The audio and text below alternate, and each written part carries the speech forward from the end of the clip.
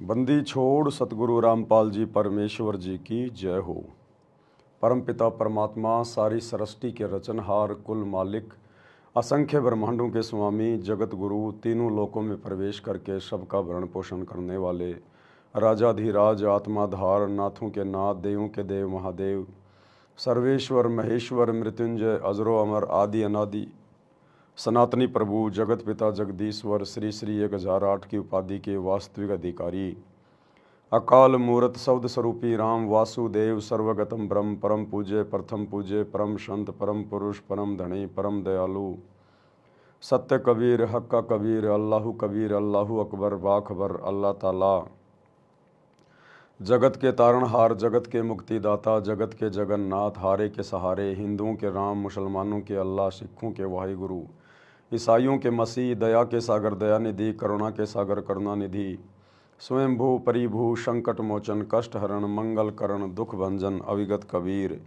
निर्विकार निर्विषम परमात्मा, अलय अलेख सतगुरु, आदि अनादि सतगुरु, असली मर्यादा पुरुषोत्तम, असली राम, असली कृष्ण, असली घनश्याम, असली मुरारी, राजाओं के राजा, महाराजाओं के महाराजा, शहंशाहों के शहंशाह, सम्राटों के सम्राट, भगवानों के भगवान, अल्लाहों के अल्लाह, प्रभुओं के प्रभु, मसीहाओं के मसीह, सच्चे वाहिगुरु, बाबाओं के बाबा, पीरों के पीर, सेठों के सेठ, जगत सेठ, सावड़सा सेठ, सर्वगुण संपन्न, अनंत कोटि कलाओं के स्वामी, अनंत कोटि ब्रह्मांडों के नायक, योगियों में महायोगी, ध्यानियों में महाध्यानी, सिद्धों में परम सिद्ध, ज्ञानियों में तत्व ज्ञानी, ब्रह्म ज्ञानी, महाज्ञानी, परम ज्ञानी, सर्वश्रेष्ठ ज्ञानी, विज्ञानी, युवा कबीर, समरथ कबीर, असमवात, अमित ओजा, सच्चे रहनुमा, करीम अल्लाह, शुभान अल्लाह, दुनिया के अंतिम पैगंबर।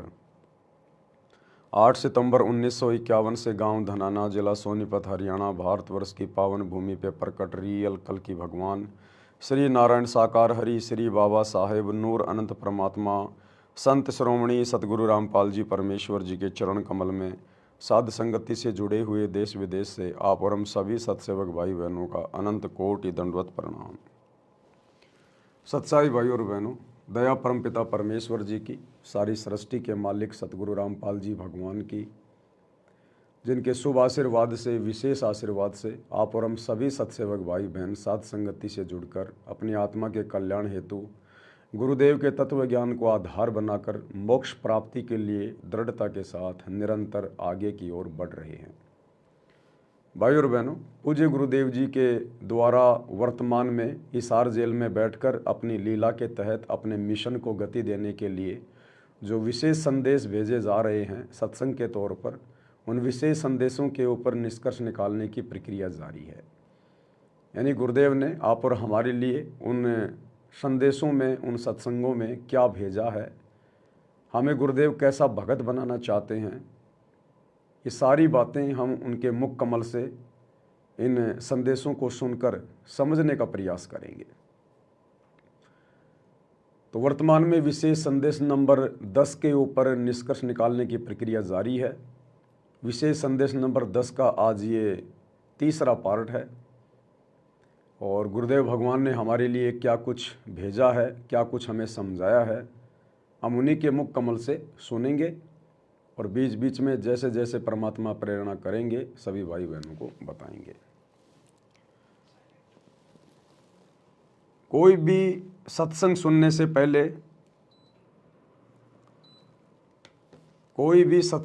से पहले, हमने अपने गुरुदेव भगवान को दंडवत प्रणाम करना चाहिए। सत्संग नया या पुराना कोई नहीं होता है, परमात्मा का ज्ञान वही है। चारों युगों में परमात्मा हमें यही ज्ञान देते आए हैं।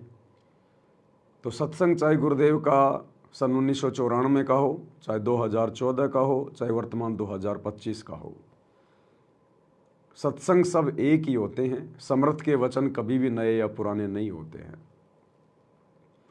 तो जब भी हम गुरुदेव का सत्संग सुनना प्रारंभ करें, शुरू करें, आप यदि सामान्य स्थिति में हैं, अपने घर पर हैं, यदि उन्हें दंडवत प्रणाम कर सकते हैं तो ज़मीन पर लेटकर दंडवत प्रणाम करें, परमात्मा से सद्बुद्धि की भीख मांगें।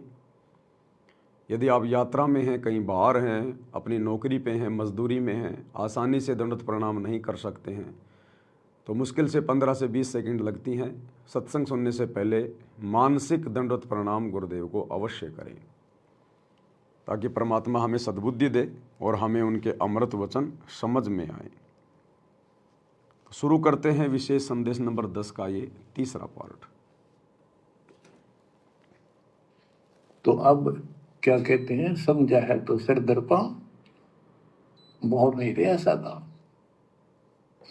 देखना नहीं रहा। भक्ति के बिना ये प्राणी कैसे दुख पाता है, इस अनमोल जीवन को कैसे नष्ट करके चला जाता है, उसके बाद इसको कितना कष्ट उठाना पड़ता है। वो संत गरीबदास जी अपनी अमर वाणी में बहुत जगह बताते हैं, बच्चों ध्यान दो, लगन लगाओ। ये बात कहन सुन के नहीं, ये कर पड़नी। इनको ऐसे हल्के बना लो। देखो दास 27 साल से तो प्रचार कर रहा है, और उससे पहले अपनी भक्ति करता था, प्रचार करता था, नाम दिलाता था अपने गुरु जी से। 1994 से दास को इस बार सौंप दिया। उसके बाद दास ने सिर पर पैर रखे आज तक। गुरुदेव भगवान क्या कह रहे हैं कि बच्चों ध्यान दो, लगन लगाओ। जब तक तुम ध्यान नहीं दोगे अपने गुरु के वचनों में, सत्संग सुनने में, तो तुम गुरु के वचनों को कैसे निभाओगे? अगर तुम सत्संग ही नहीं सुनोगे, अपने गुरुदेव के मिशन को ही नहीं समझोगे, तो इस मिशन में तुम अपना सहयोग कैसे दोगे? मर्यादा विहीन भक्तों का सहयोग परमात्मा को नहीं चाहिए अपने मिशन में, केवल सत भक्तों का सहयोग चाहिए, जो स्वयं अपने गुरु को परमात्मा मानकर उनके प्रत्येक वचनों में रहते हुए, उनकी प्रत्येक मर्यादाओं का पालन करते हुए मोक्ष प्राप्ति का मकसद मानकर अपनी भक्ति करें। उन्हीं भक्तों की वाणियों का, उन्हीं भक्तों के शब्दों का और उन्हीं भक्तों के द्वारा जो प्रचार प्रसार किया जाएगा, उसी का असर अन्य समाज के ऊपर होगा। तो गुरुदेव कह रहे हैं बच्चों लगन लगाओ, ध्यान दो। और कह रहे हैं देखो ये दास भी पिछले 27 वर्षों से कितनी मेहनत कर रहा है। तो हमने अपने गुरुदेव से भी शिक्षा लेनी है, जो संघर्ष गुरुदेव कर रहे हैं। अरे बेटा जब जवान हो जाता है तो बाप उम्मीद करता है कि बेटा मेरे व्यवसाय में सहयोग करेगा, मेरा वजन कुछ हल्का होगा। तो इसी प्रकार हमारे गुरुदेव का जो व्यवसाय है वो सत्संग है। सतगुरु यहाँ पर भक्ति की खेतीबाड़ी करने आए हैं, और 30 साल से ये अनमोल ज्ञान देकर सतगुरु ने हमें युवा बना दिया, ज्ञान आधारित बना दिया। अब हमने भी इस ज्ञान को आधार बनाकर सर्वप्रथम इस भक्ति को समझकर अपने आत्म कल्याण के प्रति चिंतित होकर और आगे फिर गुरुदेव भगवान का प्रचार प्रसार में सहयोग करना है, इस ज्ञान को फैलाने में सहयोग करना है। और उसी भगत के द्वारा किया गया प्रचार प्रसार इस मिशन में सहयोग माना जाएगा, जो स्वयं अपने गुरु जी की मर्यादाओं में है। अन्यथा परमात्मा कहते हैं कि करनी तज कथनी कथा अज्ञानी दिन रात, कुत्ते ज्यों भोकत फिर सुनी सुनाई बात। और लगन किससे लगानी है?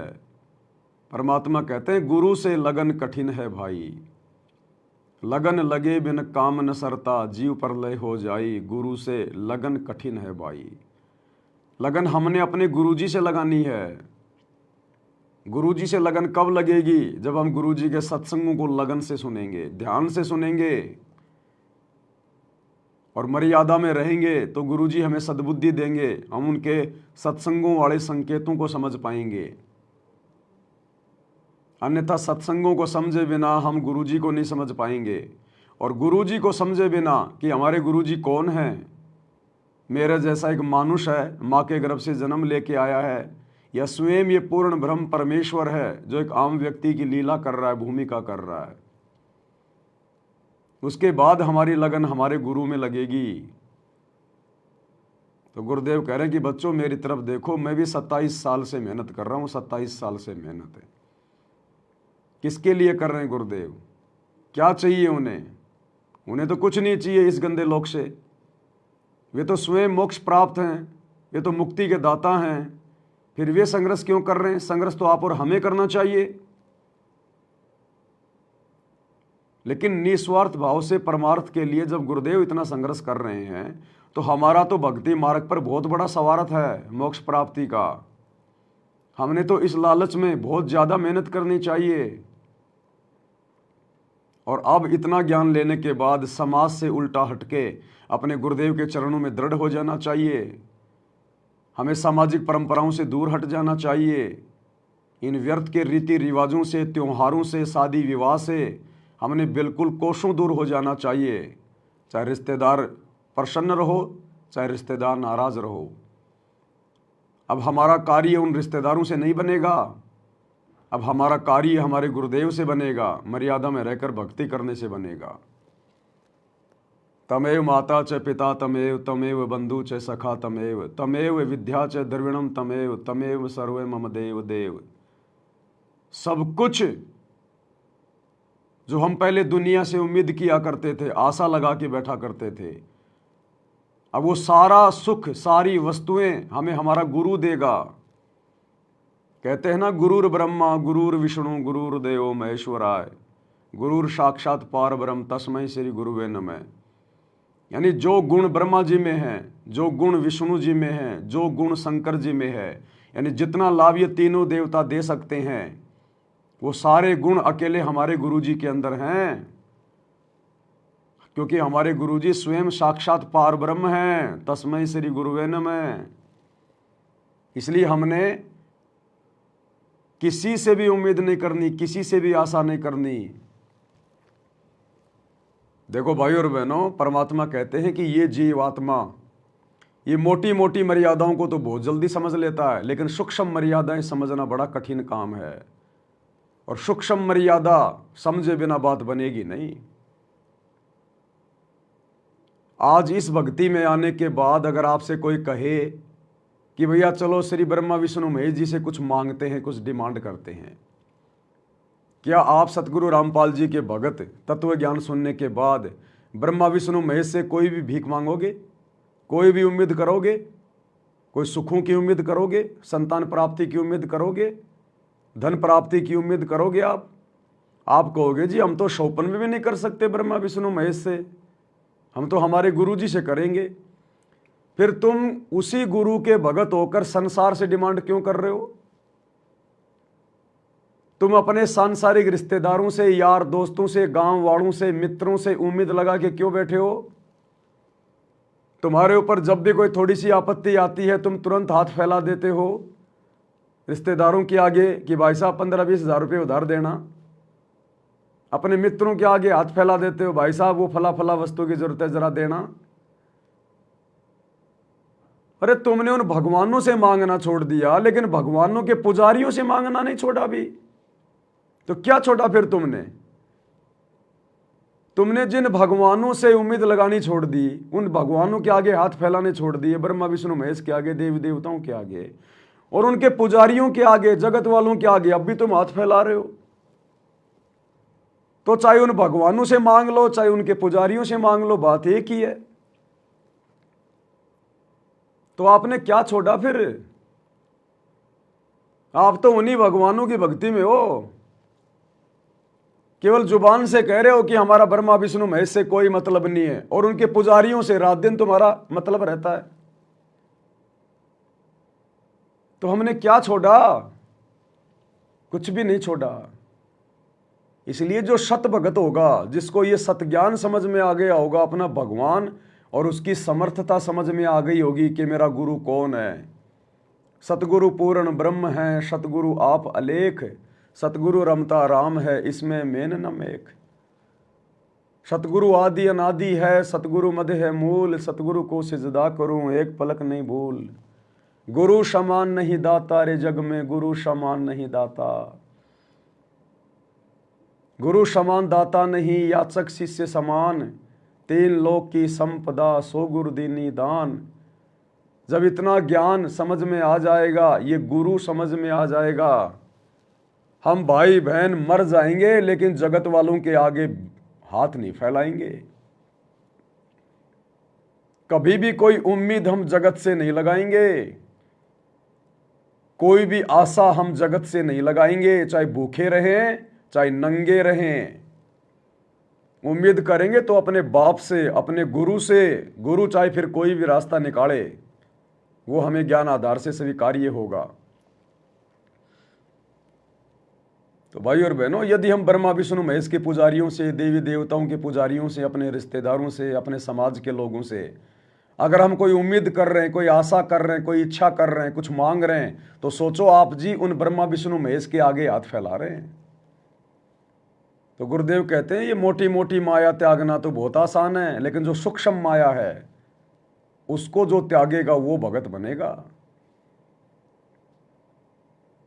दो चार भगत आपस में कहीं जा रहे हैं, सामने से कोई जवान लड़की आ रही है, उस समय तो उनमें से कोई भी भगत उस बहन की तरफ नहीं देखेगा, क्योंकि वहां आसपास में सभी भगत एक दूसरे को देख रहे हैं, डर है। लेकिन अकेले को कोई बहन बेटी मिल जाए तो कैसी कैसी नजरें दौड़ाते हैं, मन में क्या क्या ख्याल आने शुरू हो जाते हैं। उसको कहते हैं सूक्ष्म माया। वो मोटी माया तो हमने छोड़ दी, क्योंकि हम 4-5 भगत थे, आपस में देख रहे थे, उस समय तो हम भगत बन गए। और जिस समय हम अकेले थे उस समय पता चलता हमने माया को त्यागा है या नहीं त्यागा है, हमारे अंदर से विषय वासनाएं निकली हैं कि नहीं निकली हैं, हम कितने भगत बने हैं, तो उस समय पता चलता है। हम भगतों ने जब हम अकेले होते हैं उस समय हमने विशेष सावधानी की जरूरत पड़ती है, विशेष सावधानी की। अरे लोगों के बीच में बैठ के तो वैसे हमारा मन डर जाएगा, बकवाद करेगा ही नहीं, कि ज़्यादा बकवाद करेगा, किसी के साथ कोई बदतमीजी करेगा, गाली गलौज करेगा, छेड़छाड़ करेगा, उल्टा सीधा बोलेगा, तो लोग अपने चप्पलों से, अपने जूतों से तेरी सेवा कर देंगे। तो उस समय तो ये मन वैसे ही चुपचाप हो जाता है भीड़ भाड़ में। तो जब ये अकेला होता है तब बकवाद करता है। इसलिए हमने सबसे ज़्यादा सावधान रहने की उस समय जरूरत है जब हम एकांत में होते हैं, अकेले में होते हैं, क्योंकि उस समय हमें लगता है कोई नहीं देख रहा, लेकिन हमारा गुरु, हमारा सतगुरु, हमारा भगवान पल पल देख रहा होता है, और वही हमारी परीक्षा होती है। तो आश्रम में जाते हैं, सत्संगों में जाते हैं, वहां तो हम 1 नंबर के भगत बन जाते हैं, क्योंकि वहां तो भगत लोग हमें देख रहे होते हैं। और जब हम ऑफिस में जाते हैं, काम धंधे पे जाते हैं, अकेले में होते हैं, तो हम कोई भी गड़बड़ कर देते हैं, क्योंकि हमारा भय नहीं होता हमें कि मुझे कोई नहीं देख रहा। तो जब हम एकांत में होते हैं, अकेले में होते हैं, वो हमारी सबसे बड़ी परीक्षा होती है, सबसे बड़ी। इसलिए तो गुरुदेव ने कहा कि पतिव्रता स्त्री वो होती है जो घर में रहे या बाहर रहे, उसका आचरण, उसका स्वभाव, उसका उठना बैठना बोलना एक जैसा हो, एक जैसा। पतिव्रता स्त्री यदि अपने पीहर चली जाए तो भी उसका अपने पति के प्रति वही समर्पण होना चाहिए, उसकी वही मर्यादा होनी चाहिए।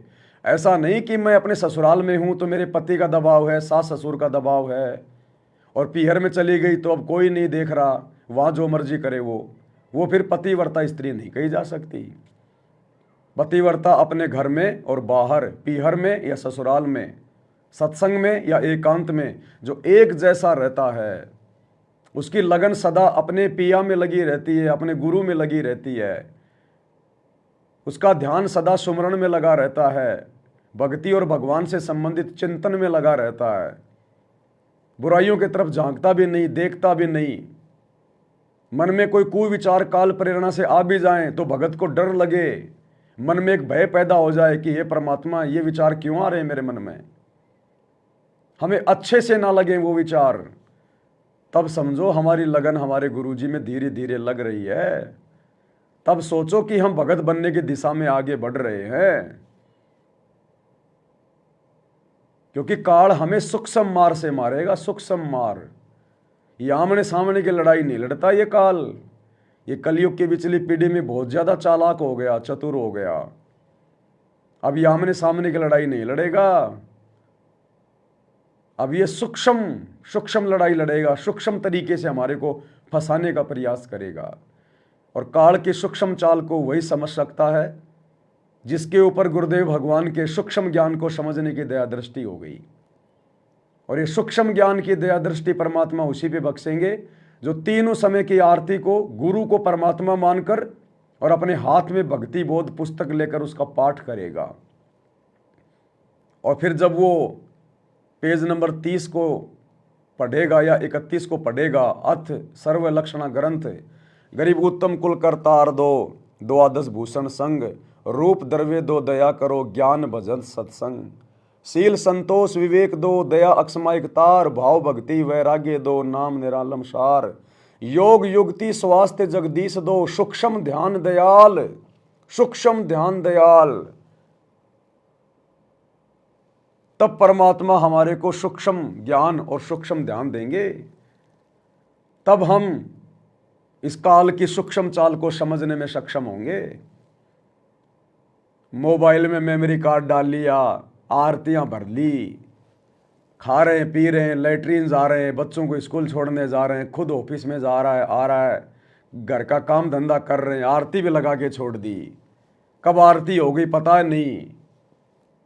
इस प्रकार से भगवान नहीं देगा ये सूक्ष्म ज्ञान सूक्ष्म ध्यान, और ना परमात्मा विशेष परिस्थितियों में फिर हमारी रक्षा करेगा। एक समय एक भगत जी घर के हौद से पानी भर रहा था, तो पानी भरते समय जब वो नीचे झुका टंकी में से पानी लेते समय, उस समय उसकी जेब में मोबाइल था और सुबह का नित्य नियम चल रहा था, और जब वो नीचे हुआ तो वो मोबाइल उस पानी में गिर गया, टैंक में गिर गया। अब भगत ने जल्दबाजी करी, 5-7 मिनट लगे, उसने मोबाइल निकाल लिया, और जैसे मोबाइल निकला तो उसमें नित्य नियम चल रहा था। भगत ने दूसरे भक्तों को फोन करना शुरू कर दिया, अरे भगत जी चमत्कार हो गया, चमत्कार हो गया। दूसरा भगत आ गया कि उसी समय, अरे भगत जी चमत्कार हो गया, बंदी छोड़ने चमत्कार कर दिया। क्या चमत्कार कर दिया भाई? अरे भगत जी मेरा मोबाइल टैंक में गिर गया था, 5 मिनट तक गिरा रहा, नित्य नियम चल रहा था, और जब मैंने निकाला तब भी नित्य नियम चल रहा था। तो भगत ने कहा इसमें चमत्कार की क्या बात है भाई? इसमें चमत्कार क्या हो गया? नित्य नियम कौन कर रहा था? बोले मोबाइल में चल रहा था, इसलिए भगवान ने मोबाइल को बचाया, क्योंकि नित्य नियम मोबाइल कर रहा था, इसलिए 5 मिनट पानी में रहने के बाद भी नित्य नियम बंद नहीं हुआ, उसकी श्वासें नहीं टूटी, मोबाइल खराब नहीं हुआ। अरे भगत जी तू 5 मिनट इस पानी के टैंकर में रह के दिखा दे डूब के, अगर तू बच जाएगा तो मान जाएंगे कि तू पक्का भगत है, तेरे ऊपर गुरुजी की दया है। बोले भगत जी मैं समझा नहीं। बोले भैया जो भक्ति करेगा भगवान उसको बचाएगा। तो भक्ति तो तुम्हारा मोबाइल करता है बेचारा, तीनों समय की आरती मोबाइल करता है, मंत्र जाप तुम्हारा मोबाइल करता है, तो भगवान ने मोबाइल को बचा लिया। अगर तू भक्ति कर रहा है तो 5 मिनट देके तू पानी के टैंकर में रह के दिखा दे अंदर, तू बचता है कि नहीं बचता है, तो भगवान उसको बचाएगा जो भक्ति करेगा। तो भक्ति तो भैया फिलहाल भक्तों के घरों में मोबाइल कर रहे हैं। वो भक्ति बोध पुस्तक तो गुरुजी ने खाली दरबार में जाके रखने के लिए दी थी, उसका पाठ करने के लिए थोड़ी दी थी। अरे उस भक्ति बोध को खोलने से पहले जो ऊपर का जो कवर है और नीचे जहां पर भक्ति बोध की रेट लिखी हुई है, मूल्य, उस मूल्य के आगे क्या लिखा है गुरुदेव ने पढ़ लेना कभी समय मिले तो, क्योंकि आप बड़े बिजी लोग हो, सतलोक आश्रमों से जुड़े हुए भाई बहन बहुत ज़्यादा बिजी रहते हो, क्योंकि आपकी तो समाज के लोगों से संपर्क हैं, आप लोगों की यारी दोस्ती रिश्तेदारियां हैं, फिर आप लोगों ने राजनीति में राजनेताओं की भी रैलियों में जाना होता है, उनका प्रचार करना होता है, समाज के लोगों से आपकी यार दोस्ती होती है। कब आप लोग गुंडों की सीबीआई जांच करने चले जाओ, कब आप किसी के आरक्षण में चले जाओ, कब आप दुनिया की धर्मशाला बनवाने चले जाओ, आप लोगों के पास समय नहीं होता, इसलिए आप देख नहीं पाते कि नित्य नियम के मूल्य की जगह गुरुदेव ने क्या लिखा है। मूल्य के आगे लिखा है नित्य नियम पाठ,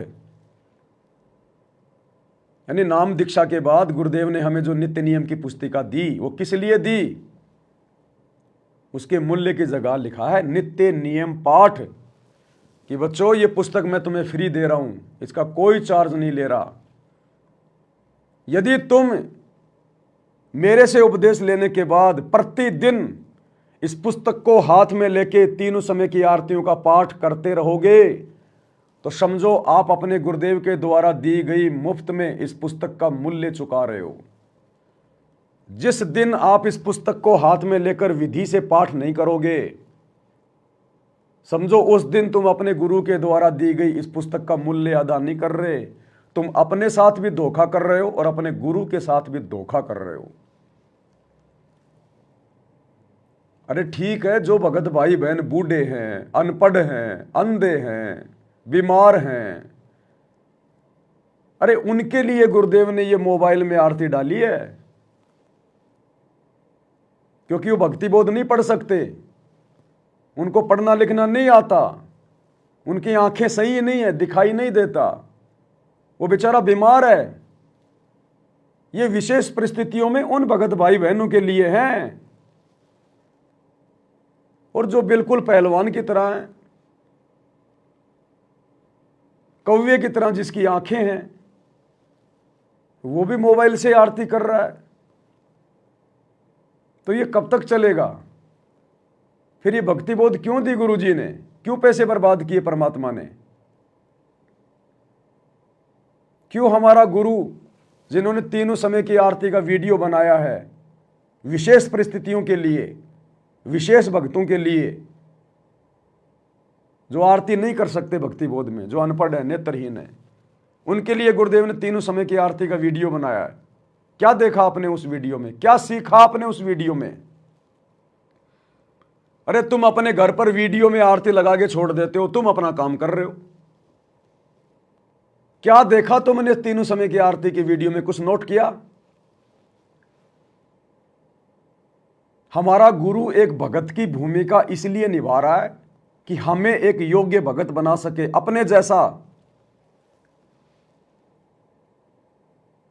क्या हमारे गुरुजी ने कभी ऑडियो वीडियो से आरती की?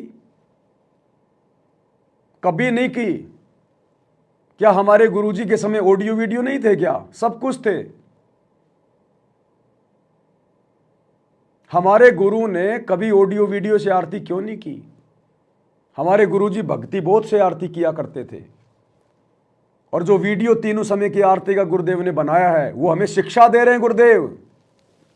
वो वीडियो केवल हमें समझाने के लिए बनाया गया है। हमारे गुरु ने कभी ऑडियो वीडियो से आरती नहीं की। उस वीडियो में गुरुदेव भगवान बैठे हुए हैं और गुरुदेव के हाथ में भक्ति बोध है, भक्ति बोध। सबसे पहला संदेश तो गुरु ने यह दिया कि बच्चों, जिस प्रकार मैं बैठकर आरती कर रहा हूं, बैठकर आरती करने का मतलब है समय निकाल के आरती कर रहा हूं, कि नौकरी तो मैं भी करता हूं, बाल बच्चे तो मेरे भी हैं, काम धंधे मेरे भी हैं, लेकिन फिर भी मैं इस भक्ति को प्रथम महत्व दे रहा हूं, प्रथम महत्व। और मैं समय निकाल के देखो बैठ के आरती कर रहा हूं। मैं खाते पीते आरती नहीं कर रहा, आरती मोबाइल में लगा के मैं लेटरिन में जाके नहीं बैठ रहा, मैं भैंसों को पानी पिलाने जाते समय आरती नहीं कर रहा, बच्चों को स्कूल छोड़ते समय आरती नहीं कर रहा। देखो मैं अपने ऑफिस में आते जाते समय अपने स्कूटर पे आरती नहीं कर रहा, मैं बैठ के आरती कर रहा हूं। तुम्हें संदेशा दे रहा हूं कि तुमने भी इसी प्रकार से आरती करनी पड़ेगी अगर सफलता प्राप्त करनी है तो। जिस प्रकार मैं बैठ के आरती कर रहा हूं, और देखो भक्ति बोध पुस्तक हाथ में लेके आरती कर रहा हूं, किसी मोबाइल से आरती नहीं कर रहा, वीडियो से आरती नहीं कर रहा। ये संदेशा दे रहे हैं गुरुदेव। लेकिन ये बातें हर कोई नहीं पकड़ पाएगा। सब सुमरे अपने अनुमाना तो गति लखी न जाए, कहे कबीर कृपया कर जन पर ज्यों की त्यों समझाए। कब तक हम संसार को भक्ति से ज्यादा महत्व देंगे? क्या सारी जिंदगी इसी प्रकार से व्यस्त रहेंगे, भागदौड़ में रहेंगे? इस भागदौड़ में तो भैया कभी भी तुम सतलोक को प्राप्त नहीं कर पाओगे। तुम्हारी इच्छा, तुम्हारी चाहत तो मिट ही नहीं रही। तुम तो भक्ति से ज्यादा अपने सांसारिक कार्यों को महत्व दे रहे हो। फिर हमारे में और उस नकली बाबा में क्या अंतर रह गया जो गुरुदेव ने हमें बताया कि पहले लोग जंगल में साधना करने जाते थे, कभी उनकी इच्छा होती छाछ राबड़ी दूध पीने की तो गांव में आ जाते। एक संत आ गया एक गांव में, एक माई के घर पे गया, अलख जगाया। माई बोली महाराज जी आदेश करो। बोले माई मुझे छा पीनी है, छाछ छा। बैठो महाराज बैठो बैठो, अभी 10-20 मिनट में छाछ तैयार कर देती हूँ। माई लगी दही को मथने फटाफट। महाराज ने सोचा मैं चलो इतनी देर अपना भजन कर लेता हूँ। उसने अपना ध्यान लगाया, उसकी सुरती लग गई, ध्यान लग गया। अब ध्यान भैया 2 साल में टूटे, 10 साल में टूटे। माई ने छाछ तैयार करी, महाराज जी को आवाज लगाई, महाराज जी का तो ध्यान लग गया। काफी लोग आए, उन्होंने आवाज लगाई, हाथ लगाया, महाराज जी नहीं ले। जंगल से उनके दूसरे साधुओं को बुलाया कि भाई वो जानते होंगे ये कैसे उठेंगे। वो आए, उन्होंने अपनी वो क्रिया की, लेकिन कोई फर्क नहीं पड़ा। तो उन्होंने कहा भैया इसका ध्यान लग चुका है, अब इसकी आत्मा इसके शरीर में आएगी तभी कहीं जाकर इसका ध्यान टूटेगा, इसको डिस्टर्ब मत करो। गर्मी का समय था, उसके ऊपर एक कोई झोपड़ी वगैरह बांध दी गई। अब उसका ध्यान टूटा 40 साल बाद जाके। अब 40 साल में तो वो बुढ़िया भी मर गई, बुढ़िया का मकान भी खंडर हो गया। और 40 साल बाद वो जो झोपड़ी थी उसके ऊपर उसकी कोई लकड़ी टूट के और उस महाराज जी के खोपड़ी पे लगी। खोपड़ी पे लगी तब उसका ध्यान वापस आया, सुरती आई उसकी वापस। और आंख खोलते बोला ला माई छा, आंख खोलते बोला ला माई छाछ। अब गुरुजी कहते तेरी बुआ बैठी है वहां पे जो तेरे को छाछ पिलाएगी। अब तो परमात्मा कहते भगवान के ध्यान में बैठा था और मन में वही इच्छा मिटी ना चाह, और आंख खुलते ही बोला ला माई छा। तो इसी प्रकार हम गुरुजी की भक्ति भी कर रहे हैं, दुनिया भर में उनका प्रचार भी कर रहे हैं कि हमारे गुरुजी के समान कोई परमात्मा नहीं, कोई सतगुरु नहीं, कोई ज्ञान नहीं, इस भक्ति से मोक्ष मिलेगा। और हम खुद संसार में उलझे हुए हैं, हम इस भक्ति को दूसरे तीसरे नंबर पे रखते हैं, सांसारिक कार्यों को 1 नंबर पे रखते हैं। क्योंकि काम करते करते आरती करने का मतलब है आरती को यानी गुरुजी की भक्ति को दूसरे नंबर पे रखना, और जो काम कर रहे हैं उसको प्रथम महत्व देना। जबकि गुरुदेव ने सत्संग में क्या बताया कि बच्चों इस प्रकार से तो तुम्हारी भक्ति 7 जन्मों में भी सफल नहीं हो सकती। अगर तुमने भक्ति सफल करनी है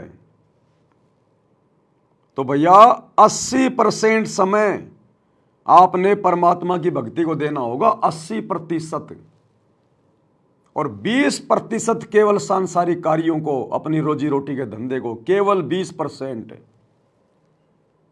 जबकि वर्तमान में तो इसका उल्टा हो रहा है, भगत 20% भी भक्ति को समय नहीं दे रहे, 20% भी, और 80% से ऊपर अपने काम धंधे की चिंता है।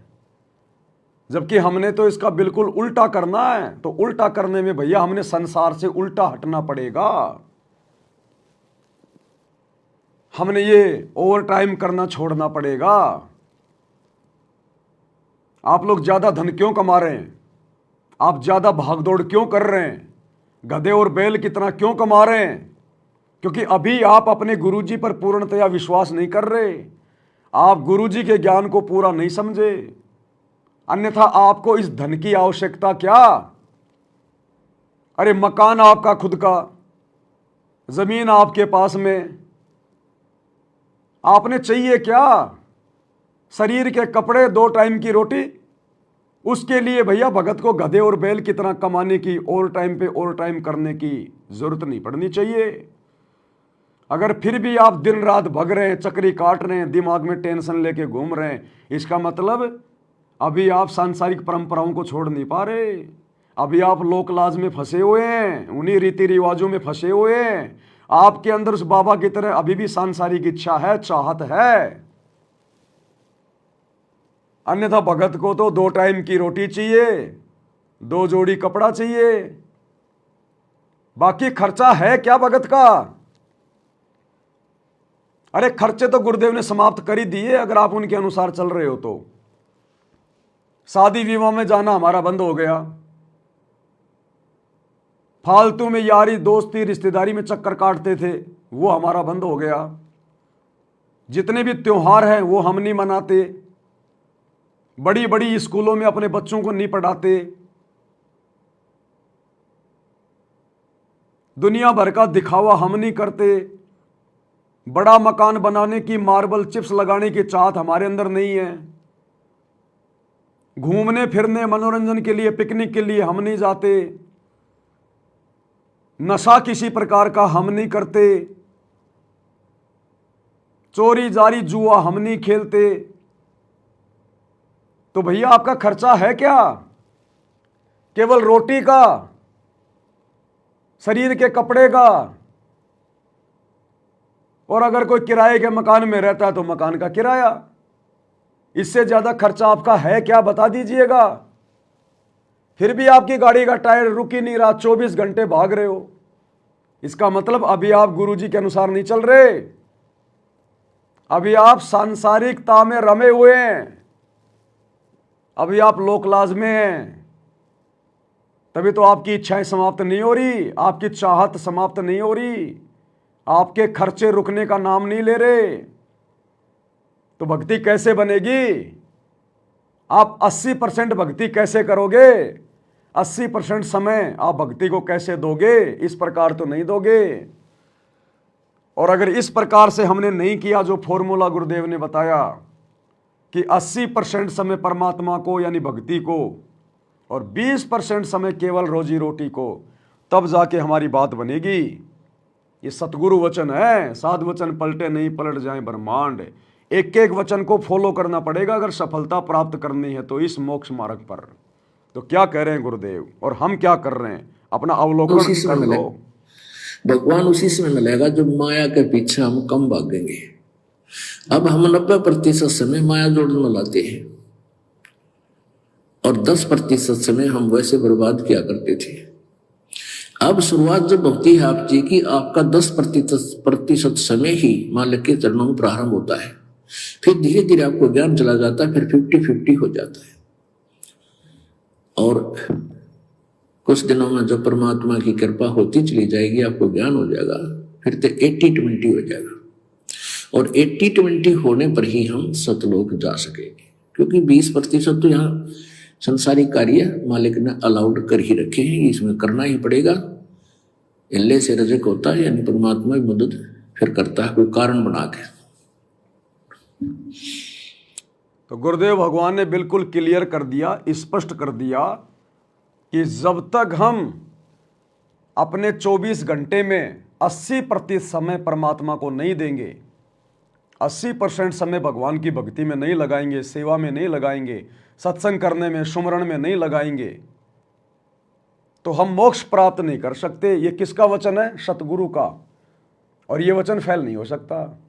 साधु वचन पलटे नहीं चाहे पलट जाए ब्रह्मांड, साधु बोले सहज स्वभाव, साधु का बोलिया मिथ्या न जाए। हमने इस स्थिति में आना पड़ेगा जिस स्थिति में साध संगति से जुड़े हुए भाई बहन आ चुके हैं। हम राजनेताओं की रैलियों में धक्के खा के अपना समय बर्बाद नहीं करते, वो समय हम भक्ति में लगाते हैं।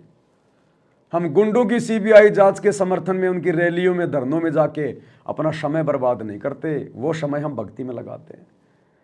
हम दुनिया भर के आश्रमों पे आश्रम बनाने में, दुनिया भर के आश्रमों में हॉस्पिटल बनाने में, दुनिया भर के लोगों के लिए स्टेडियम बनाने में, जाटों की धर्मशाला बनाने में हम अपना अनमोल समासें और समय बर्बाद नहीं करते।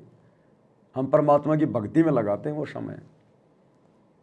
हम इन फर्जी आश्रमों में जा जाके अपने गुरुजी की गैर हाजिरी में वहाँ पर सेल्फियाँ लेने के लिए नहीं जाते। हम लड्डू जलेबी बर्फी के चक्कर में नहीं भटकते किसी आश्रम में। हम टाइम पास के लिए, मनोरंजन के लिए, घूमने के लिए आश्रमों में नहीं जाते। जुलाहों का कुआं देखने के लिए, प्रदर्शनियाँ देखने के लिए, कबीर जी का झोपड़ा देखने के लिए, मिट्टी के गाय और बैल देखने के लिए, रंगोलियाँ देखने के लिए, आश्रमों की सजावट देखने के लिए, हम ये पाखंड करने के लिए नहीं जाते। वो समय हम परमात्मा की भक्ति में लगाते हैं। 80% समय तब कहीं जाकर मोक्ष की उम्मीद करना, ये बच्चों का खेल नहीं है। इसलिए गुरुदेव कह रहे हैं बच्चों ध्यान दो, लगन लगाओ, अपने गुरु को देख के चलो, अन्यथा ये रह जाएंगे, बात बनेगी नहीं।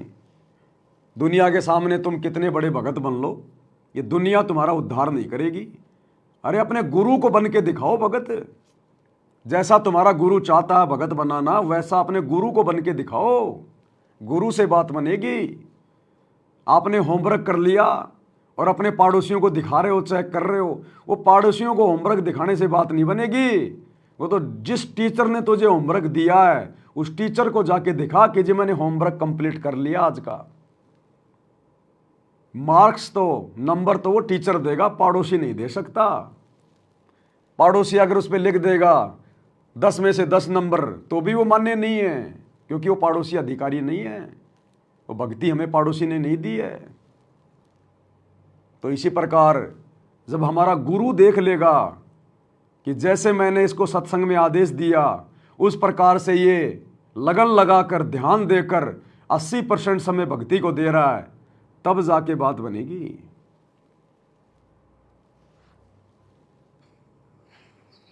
तो यह बात दास के खटकी जो गरीब दास की वाणी बता रखी है। साहिब से चितला ले रे मन गर्भ गुमानी, ए मन अहंकारी तू परमात्मा में ध्यान लगा, परमात्मा की याद कर। कहते ना बिकमल में नीर जमाया, तेरा दिन ना महल बनाए, नीचे जठरा अग्नि जरा थी ओ दिन याद कराए। नैन नाक मुख द्वारा दे नख सिख साज बनाया, नख नाखून से लेकर शिखर तक, चोटी तक का आपका सारा नैन नाक मुख ये सब दे ही सुंदर, नाखूनों से लेकर शिखा चोटी तक का आपकी सारी व्यवस्था कितनी प्यारी कर रखी है। 9-10 मास गर्भ में रखा, वहां तेरी करी सहाय, दांत नहीं जब दूध दिया था अमी महारस खाए, नीचे शीश चरण ऊपर को ओ दिन याद कराए, नीचे जठरा अग्नि जरा थी तेरे लगी न ताती पाए। बाहर आया भरम बुलाया बाजे तूर सुनाए, तू ही तय छोड़ दिया चला अधम किस राय। के माँ के पेट में तुझे सब जानकारी थी और डर था और सब यादाश्त थी कि मनुष्य जीवन बार बार नहीं मिलता, और पूरे संत से दीक्षा लेकर अपना कल्याण कराऊंगा, कोई किसी का नहीं। बाहर जाकर भूल पड़ जाती है, कहीं याद रखूंगा, पूरा संत खोज करूंगा, पूरे गुरु से नाम लूंगा, बुराई नहीं करूंगा, काम करूंगा, लेकिन भगवान का ध्यान ज्यादा करूंगा। और अब क्या कर दिया?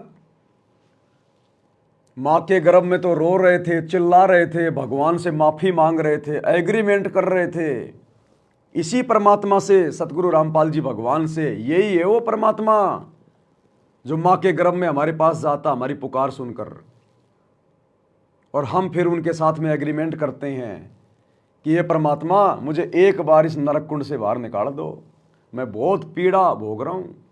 क्योंकि 9 महीने ऊपर को पैर नीचे को सिर, अगर हमें 10 मिनट के लिए वर्तमान में कोई बोरी में पैक करके और किसी पेड़ से बांध दे, ऊपर को पैर करके नीचे को सिर करके, और ऊपर से मारे लठ, उस बोरी में हमें यह भी नहीं पता कौन मार रहा है, कहाँ से मार रहा है, कहाँ लग रही है।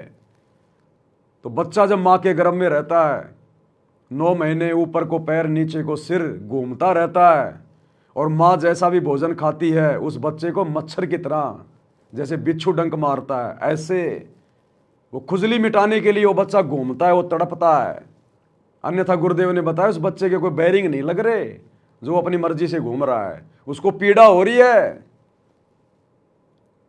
तो सेम वही स्थिति, हमें कोई बोरी में पैक करके नीचे मुंह करके ऊपर पैर करके पेड़ से बांध दे, और हमें कुछ दिखाई नहीं दे रहा, और 2-4 आदमी खड़े होकर हमारे को मार रहे हैं लठों से, कोई कहीं मार रहा है, चाहे मुंह पे लगो, चाहे नाक पे लगो, चाहे पैर पे लगो। ये हालत होती है माँ के गर्भ में। इससे भी भयंकर पीड़ा, इससे भी भयंकर चोटें, तब हम वहां भगवान को याद करते हैं। तब आता वहाँ परमात्मा सतगुरु रामपाल जी भगवान। और फिर हम उनसे एक ही प्रार्थना करते हैं कि भगवान बस मालिक देख लिया सब कुछ, केवल आपकी भक्ति करूँगा और कुछ नहीं करूँगा गुरु जी। ये परमात्मा रोजी रोटी भी आप ही दोगे, वो काम धंधा भी आप ही चलाओगे। ये परमात्मा फालतू की कोई बकवाद नहीं करूँगा, कुछ भी अपना 1% समय भी फालतू में बर्बाद नहीं करूँगा। चलो माँ के गर्भ से बाहर आ गए, हमें ध्यान नहीं रहा तीनों गुणों के प्रभाव के कारण। अब सतगुरु ने आके कम से कम हमें तो वही बातें वापस बता दी। अरे दुनिया वालों को तो नहीं पता माँ के गर्भ का क्या कष्ट होता है, क्या एग्रीमेंट होता है, बाहर जाके क्या करना होता है। अरे कम से कम हम जितने भी सतगुरु रामपाल जी के भगत हैं, हमें तो आज गुरु जी ने फिर से आके याद दिला दिया कि तुमने क्या एग्रीमेंट किया था, क्या कहा था तू कि केवल तेरी भक्ति करूंगा, बकवाद नहीं करूंगा। और अब क्या कर रहे हैं हम? भक्ति को तो साइड में रख दिया और राजनेताओं की रैलियों में धक्के खा रहे हैं। उस मां के गर्भ में तो एग्रीमेंट कर रहे थे कि परमात्मा समय बर्बाद नहीं करूंगा, 24 घंटे तेरी भक्ति करूंगा, एक भी श्वास खाली नहीं जाने दूंगा। और अब नरेंद्र मोदी की रैली में जाके सोनीपत के गोहाना में, मध्य प्रदेश के भोपाल में बसों में भर भर के जा रहे हो भगत, और वहां जाकर क्या सुन रहे हो? अपनी श्वासें बर्बाद कर रहे हो। वो सृष्टि रचना सुनाएगा तुम्हें नरेंद्र मोदी वहां। अरे वो तुम्हें धर्मदास की कथा सुनाएगा क्या नरेंद्र मोदी? वो तो निंदा चुगली करेगा, झूठ बोलेगा। कांग्रेस ने ये कर दिया, राहुल गांधी ने ये कर दिया, फलाने ने ये कर दिया, मैं ये कर दूंगा। झूठ के पुल बांधेगा, झूठे आश्वासन देगा। वो झूठ सुनने गए तुम? मां के गर्भ में क्या था? इसलिए गुरुदेव कह रहे हैं कि मां के गर्भ में तो तू रोवे था कि कोई बकवाद नहीं करूंगा, और अब बाहर आते तो बकवाद करने लग गया। और वो भी भगत होकर, सारा ज्ञान लेकर। गुंडों की सीबीआई जांच में जाके बैठ रहा है।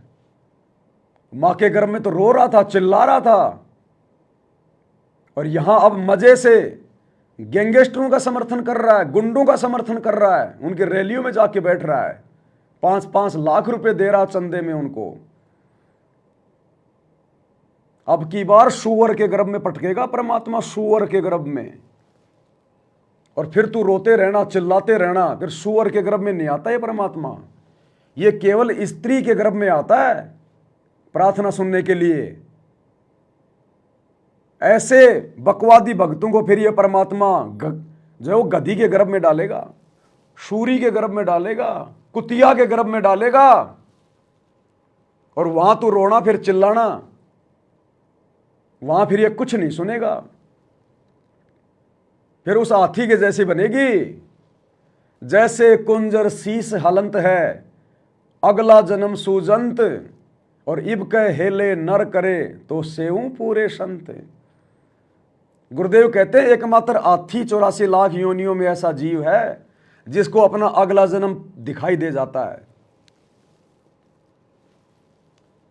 और कई बार हाथी अकेला होता है, यूं सिर को धुमता रहता है, यूं वो शोक में नहीं धुमता। उस समय उसको अपना अगला जन्म दिखाई दे रहा है कि तू सूअर बनेगा, या तू भेड़िया बनेगा, या तू कुत्ता बनेगा, और कैसे कैसे तेरी दुर्गति होगी।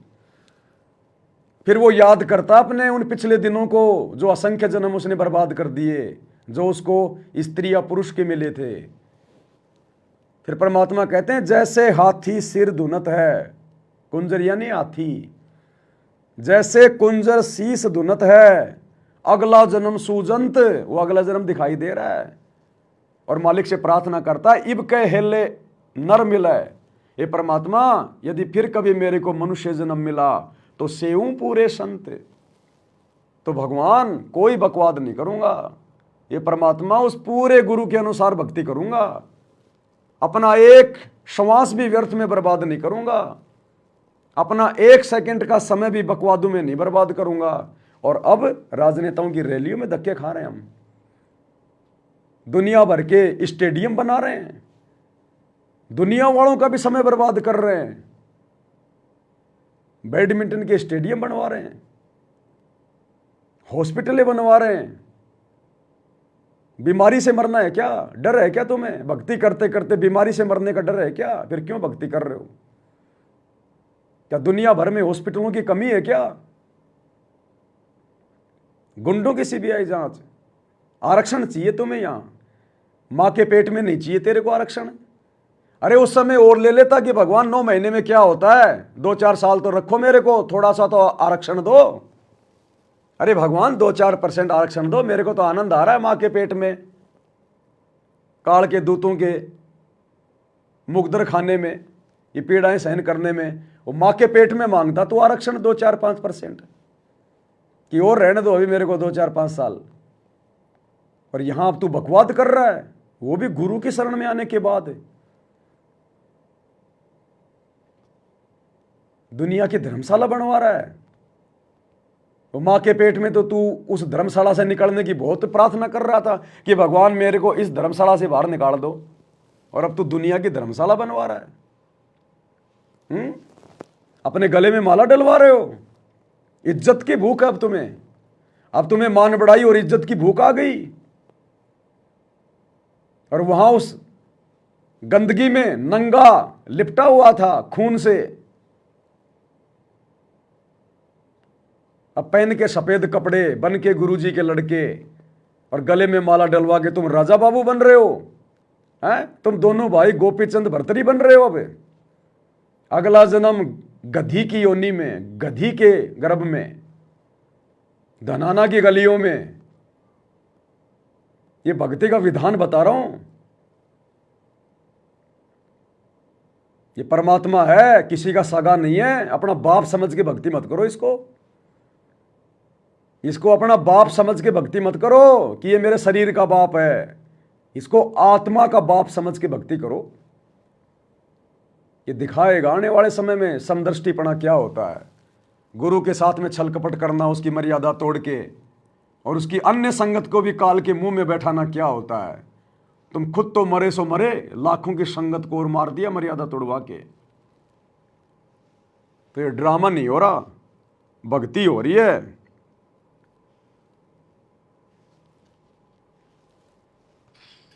अब कहते हैं तू ही तो छोड़ दिया चला अधम किस राह। अब तूने भगवान की जो याद थी वह छोड़ दी है। भगवान हे परमात्मा, दुख मत याद करे था माँ के पेट में, अब तू भूल गया। ए अधम, हे निकम्मी आत्मा, कौन से रास्ते चल पड़ा। दाई आई घुट्टी प्याई, माता गोद खिलाए, जो दिन आज सो काल नहीं रे, आगे है दरबार। कि जैसे आज है, मृत्यु के बाद फिर उसके धर्मराज के दरबार में जाएगा, वहां तेरी फिर दुर्गति हो। 12 वर्ष खेलते बीते, फिर लीना ब्याह कराए, तरुणी नारी से गरबाई तो सल्ला मोड़ गवाई। यानी पहले 12 वर्ष की आयु में शादी हो जाती थी, विवाह हो जाता था। कहते तू केवल इससे काम लगा रहा, ब्याह हो गया, बड़े हो गए, पालन पोषण में सारा जीवन खो दिया। तो भक्ति साथ साथ करनी चाहिए थी, वह ना करने से क्या दुख होगा तेरे साथ, वो बताया। कहते शादी करा ली, उसके बाद बच्चे हो गए, उनके पालन पोषण में शादी विवाह करके फिर मर गया। फिर जो दिन आज सो काल नहीं रे, आगे फिर दम राय। फिर वहां जाके फिर मुंह लटका के खड़ा होता है, भगवान गलती तुम की, अब के फिर मनुष्य जीवन देना भगवान, आपके गलती नहीं करूंगा। तो परमात्मा दिखाता है निकम्मे, ऐसी ऐसी गलती तेना 1000 लाखों बार कर ली, ये देख। पिछले सारे जन्म दिखाए जाते इसको। फिर रोता है, हे भगवान गलती बन गई। परमात्मा कहते हैं कि अच्छे दिन पीछे गए गुरु से क्या ना हेत, अब पछतावा क्या करे चिड़िया चुगी खेत। इन आश्रमों से जुड़ी हुई संगत के ये अच्छे दिन धीरे धीरे पीछे जा रहे हैं। ये परीक्षा चल रही है 2014 बरवाला कांड के बाद। ये अच्छे दिन थे, हमारे हिस्से की जेल, हमारे हिस्से का दर्द दुख परेशानियां गुरु ने अपने ऊपर लेकर और हमारे हिस्से की जेल काटी है। हमें गुरुदेव ने भक्ति के लिए समय दिया, कि बच्चों तुम भक्ति करो, तुम्हारे पास समय नहीं है। अपने ऊपर ले लिए गुरु ने सारे दुख दर्द। ये अच्छे दिन थे हमारे, और इन अच्छे दिनों को हमने राजनीति कर करके, बकवादे कर करके, आश्रमों पे आश्रम बनवा बनवा के, अपने बाप दादाओं की वहां पे वो कब्रें बनवाओगे क्या? अरे किस लिए आश्रम चाहिए तुम्हें? घर नहीं है तुम्हारा, रोड पे सोते हो, फुटपाथ पे सोते हो, भिखारी हो तुम। तुम्हारा घर आश्रम थोड़ी है, शमशान घाट है, शमशान घाट। किस लिए आश्रम खोल रहे हो? तुम्हारे बाप से तुमने आदेश सुना? जो तुम भर भर के झोली ज्योति पाठ और दान की उनको पात्रों के हाथों में दे रहे हो आश्रमों पे आश्रम खुलवाने के लिए, बकवाद करने के लिए, धन का दुरुपयोग करवाने के लिए, सुना तुमने कभी तुम्हारे बाप से कि बच्चों मैंने आश्रमों पे आश्रम खोलने? क्या खोले कभी तुम्हारे बाप ने अपनी जिंदगी में कभी आश्रमों पे आश्रम? तुम किसकी भक्ति कर रहे हो? अपने गुरु की या गुरु के परिवार की या कोऑर्डिनेटरों की? गुरु को तजे भजे जो आना था, पशुओं को फोकट ज्ञाना। संगत को फोकट ज्ञान है, वर्तमान में फोकट ज्ञान है। गुरु के सत्संग सुनते नहीं, गुरु के आदेशों का तो पता नहीं। नियम मर्यादा बस केवल एक बार सुन ली जिस दिन नाम लिया था, बाकी 10 साल हो गई, कभी जिंदगी में दोबारा उन नियमों का पर्चा उठा के नहीं देखा कि नियम क्या है, मर्यादा क्या है। उसके बाद जैसा गुरुजी के परिवार ने कह दिया फाइनल, जैसा कोऑर्डिनेटर ने आदेश दे दिया फाइनल, जैसा कोई पीला पर्चा आश्रम से आ गया फाइनल। ये ड्रामेबाजी नहीं चलेगी।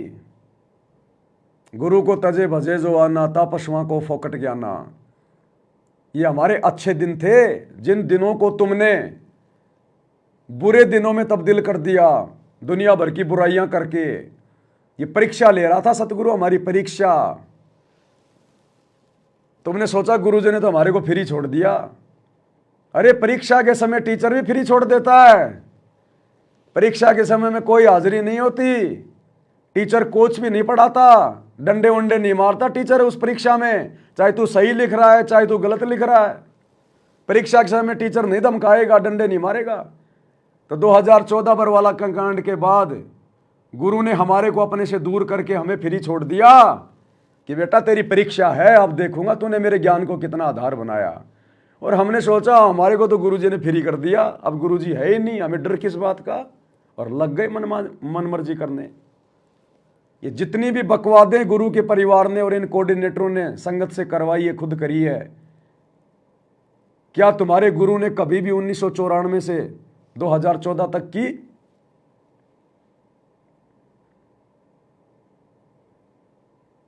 भैया कौन से रास्ते चल रहे हैं? तू ही तो छोड़ दी, अब चलिया अधम किस राह। आछे दिन पाछे गए, गुरु से किया ना हेत, अब पछताए क्या हो जब चिड़िया चुग गई खेत। तुम्हारा तो पूरा खेत साफ कर गया काल। सबकी मर्यादा खंडित है, सबकी। भक्ति के निकट भी नहीं हो तुम।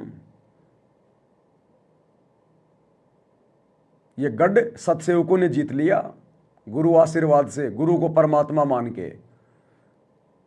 और मानो भगवान उस कागज के टुकड़े को, दाढ़ी मूछ वाले कबीर को, और मानो, बनाओ उसको अपना महबूब, बनाओ उसको अपना बाप, और उसकी फोटो गले में लटका के घूमते रहो। दरबार में रखो दाढ़ी मूछ वाले को। तुम्हारे को भक्ति से खाली करवा दिया, भक्ति से खाली। सद्बुद्धि सतगुरु देगा, वो दाढ़ी मूछ वाला नकली कबीर नहीं देगा। तुम्हें भक्ति सतगुरु ने दी है, दाढ़ी मूछ वाले नकली कबीर ने नहीं दी। और तुम तो दाढ़ी मूछ वाले को भगवान मान रहे हो ना, इसीलिए तो तुम्हें सद्बुद्धि नहीं। क्योंकि सद्बुद्धि तो परमात्मा धरती पे आके देगा। तो धरती पे आए हुए को हमने परमात्मा माना, अपने गुरु को, तो सद्बुद्धि मिली सत्सेवकों को। और तुमने परमात्मा माना उस नकली कबीर को, दाढ़ी मूछ वाले को, जो धरती पे है ही नहीं। तो जो धरती पे है ही नहीं तो तुम्हें शिक्षा क्या देगा, तुम्हें ज्ञान क्या देगा, तुम्हें सद्बुद्धि कहां से आएगी?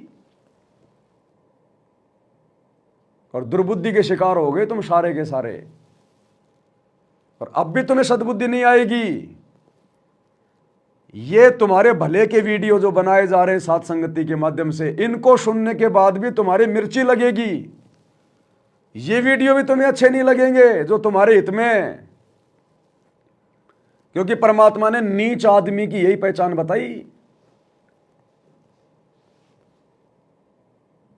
परमात्मा कहते हैं कहूं साची मानने बुरी, यही परीक्षा नीच आदमी की यही पहचान होती है। उसको जितना उसके भले की बात बताओगे उतना ही वो तुम्हारे को वो गलत समझेगा। तो कहते कहूं साची मानने बुरी, यही परीक्षा नीच, और जितनी धोओ कच्ची दीवार उतनी माचे कीच। मिट्टी की दीवार को जितना पानी से धोओगे उतना ही ज्यादा कीचड़ बनेगा। तो अब तुम्हारे ऊपर हम सत्सेवकों के ये वीडियो भी कोई असर नहीं करेंगे। क्योंकि ये कहावत है कि गधे की आंख में अगर कोई देसी घी डाले तो गधा सोचता है मेरी आंख फोड़ रहा है। तो तुम भक्तों को जो हम समझा रहे हैं ना सत्सेवक, गुरु जी के ज्ञान आधार से दिन रात वीडियो बना बना के, दिन में 2-2 बार लाइव आना, ये जीव के बस की बात नहीं है जब तक सतगुरु अपना पूरा आशीर्वाद ना दे। हम तो तुम्हारी आंखों में देसी घी डाल रहे हैं और तुम्हें लग रहा हमारी आंखें फोड़ी जा रही हैं। आंखें तो तुम्हारी फूट चुकी हैं, हम तो ठीक करने का प्रयास कर रहे हैं। अंधे तो तुम्हें काल ने कर दिया, हम तो तुम्हारी आंखें ठीक करने का प्रयास कर रहे हैं कि कोई भली आत्मा होगी तो काल के जाल से उन फर्जी आश्रमों वाली कैद से बाहर निकल जाएगी और अपने गुरु जी के ज्ञान को आधार बना के और साथ संगति से जुड़ के अपना आत्म कल्याण करवा लेगी। नहीं तो अंधे तो तुम हो चुके हो। तो परमात्मा कहते हैं मां के गर्भ में तो तू रो रहा था, चिल्ला रहा था कि बाहर जाकर कोई बकवाद नहीं करूंगा, और अब तूने बकवादें शुरू कर दी। परमात्मा कहते हैं सांसारिक व्यक्ति जिसको ज्ञान नहीं है वो अगर गलती करता है तो उसको केवल वही सजा मिलेगी जो निर्धारित है। और यदि ज्ञान होने के बाद उस कर्म का क्या परिणाम निकलेगा ये पता होने के बाद, यानी सतगुरु की शरण में आने के बाद यदि आप वही गलती करते हो तो सांसारिक व्यक्ति से 8 गुना ज्यादा दंड के भागी बनते हैं हम परमात्मा के दरबार में। इसलिए गुरु जी ने कहा कि जान बूझ सांची तजय करे झूठ से ने, उसकी संगत तो हे प्रभु शौपन में भी ना दे। वो तो गया गुजरा इंसान है भगत होके भी। 6 महीने का बच्चा मां की गोद में पेशाब कर दे, टट्टी कर दे, मां मारती नहीं है, उल्टा प्यार करती है, उसको साफ करेगी। और 3 साल का बच्चा जिसको पता है कि लेटरिन कहां करनी चाहिए, वो यदि मां की गोद में लेटरिन कर दे सबसे पहले थप्पड़ खाएगा। तो जगत को तो पता नहीं कि राजनीति हमारे लिए कितनी नुकसानदायक है, गुंडों की सीबीआई जांच कितनी नुकसानदायक है। हम यदि अपना पैसा फालतू में लोगों की धर्मशाला बनवाने में, लोगों के आरक्षणों में, गुंडों की सीबीआई जांच में, स्टेडियम बनाने में बर्बाद करेंगे तो हमारे पैसे का क्या होगा। उनको तो पता नहीं। तुम्हें तो गुरु ने सब कुछ बता दिया 30 साल से कि सुपात्र कौन है, कुपात्र कौन है। गुरु बिन माला फेरते, गुरु बिन देते दान, गुरु बिन दोनों निष्फल है चाहे पूछो वेद पुराण।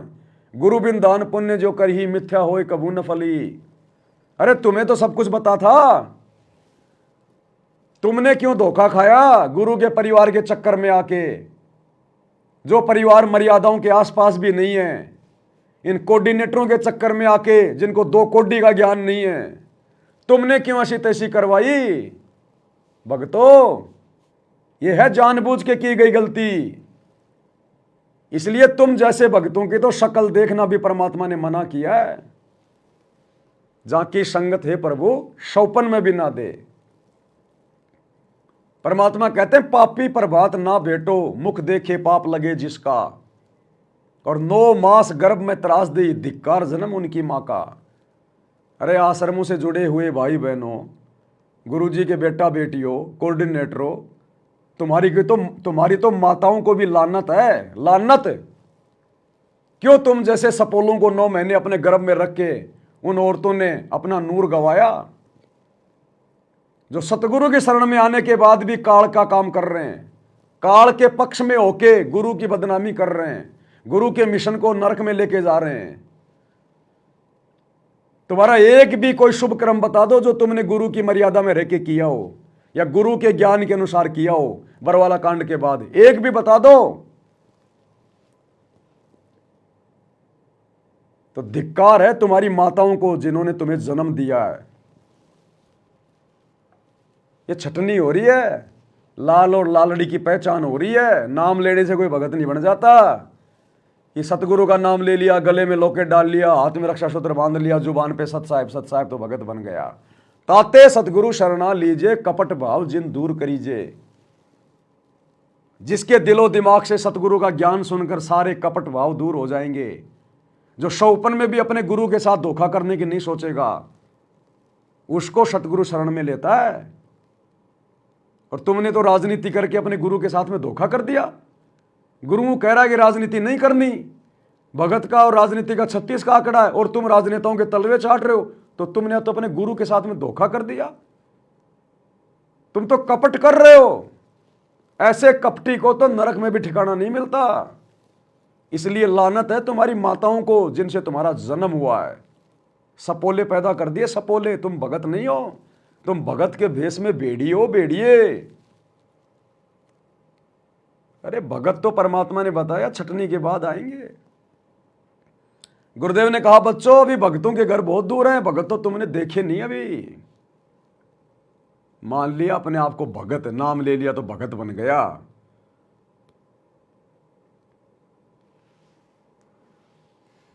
क्या कह रहे हैं परमात्मा?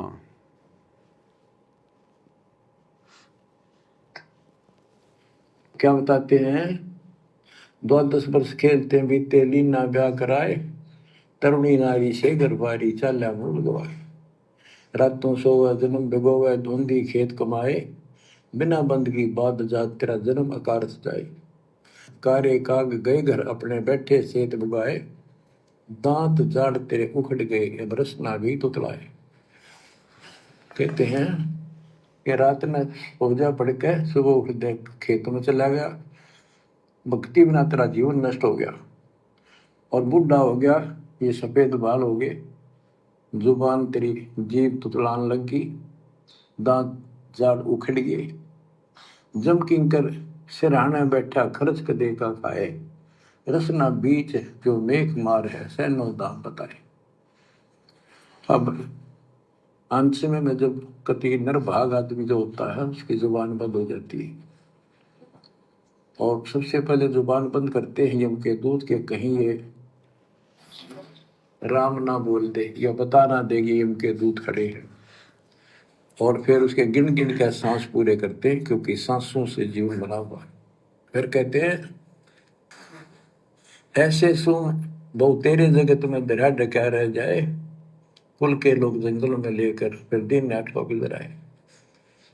अब वही लोग जिन कुल के लोग उठा के ले जाएंगे और शमशान घाट पर जाकर फूकेंगे, शरीर जहाँ से जलेगा नहीं उसका फोड़ फोड़ कर फूकेंगे उसको, छाती को। फिर पीछे तू पशुआ की जय गद्दा बैल बनाए, 4 पैर जंगल में डोले तो नहीं उधर भराए। अब बच्चों ये बातें कहने की नहीं, ये कोई सामान्य बातें नहीं, कति प्रमाणित बातें हैं, 100 की 100 सत्य होती है ऐसे। तो कितना दुख होगा मनुष्य जीवन में। हम देखो भूख लगती है खाना खा लेते हैं, प्यास लगती है पानी समय पर पी लेते हैं, कोई तकलीफ शरीर में होती है डॉक्टर से इलाज करा देते हैं, जब चाहे लड्डू गुलाब जलेबी जिस होता है हलवा खीर बना के खा लेते हैं। एक भक्ति ना करने से कैसी दुर्गति होती है इस प्राणी से। फिर पीछे तू पशुआ की जय गद्दा बैल बनाए, 4 पैर जंगल में डोला तेरा तो नहीं पेट भरा। यानी खेत में ले जाते हैं, बैल को हल में जोता जाता है, आसपास उसका चारा होता है, भूख लग जाती है, खाने में दिल करे पर कौन खाने दे। सिर पर सिंह दिए मन बोरे, दूब से मच्छर उड़ाए, कंधे जुआ जोते कुआ, कुंदों का पुस्ताए। कहते हैं तेरे को एक सिर पे सींग दे दिए, एक पूछड़ लगा दी दूब, अब उससे मच्छर उड़ा चाहे हवा कर ले। ये आजकल देखो पंखे, कूलर, एसी, क्या बात कही। लेकिन ये बच्चों का खेल नहीं है कि फिर भी तुम्हें ऐसे मिल जाएंगे। ये तो अब मेहनत, अब मजदूरी करोगे, भगवान की सेवा करोगे, सुमन करोगे, दान करोगे, मनुष्य जीवन प्राप्त हुआ तो फिर मिलेंगे। और बगैर भक्ति और गलत भक्ति करने वाले को मनुष्य जीवन भी मिलता है। हमने तो पीछा छुटवाना, सतलोक चलेंगे। फिर भी क्या बताते हैं कि सिर पर सींग दिए मन बोरे, दूम तो मच्छर उड़ाए।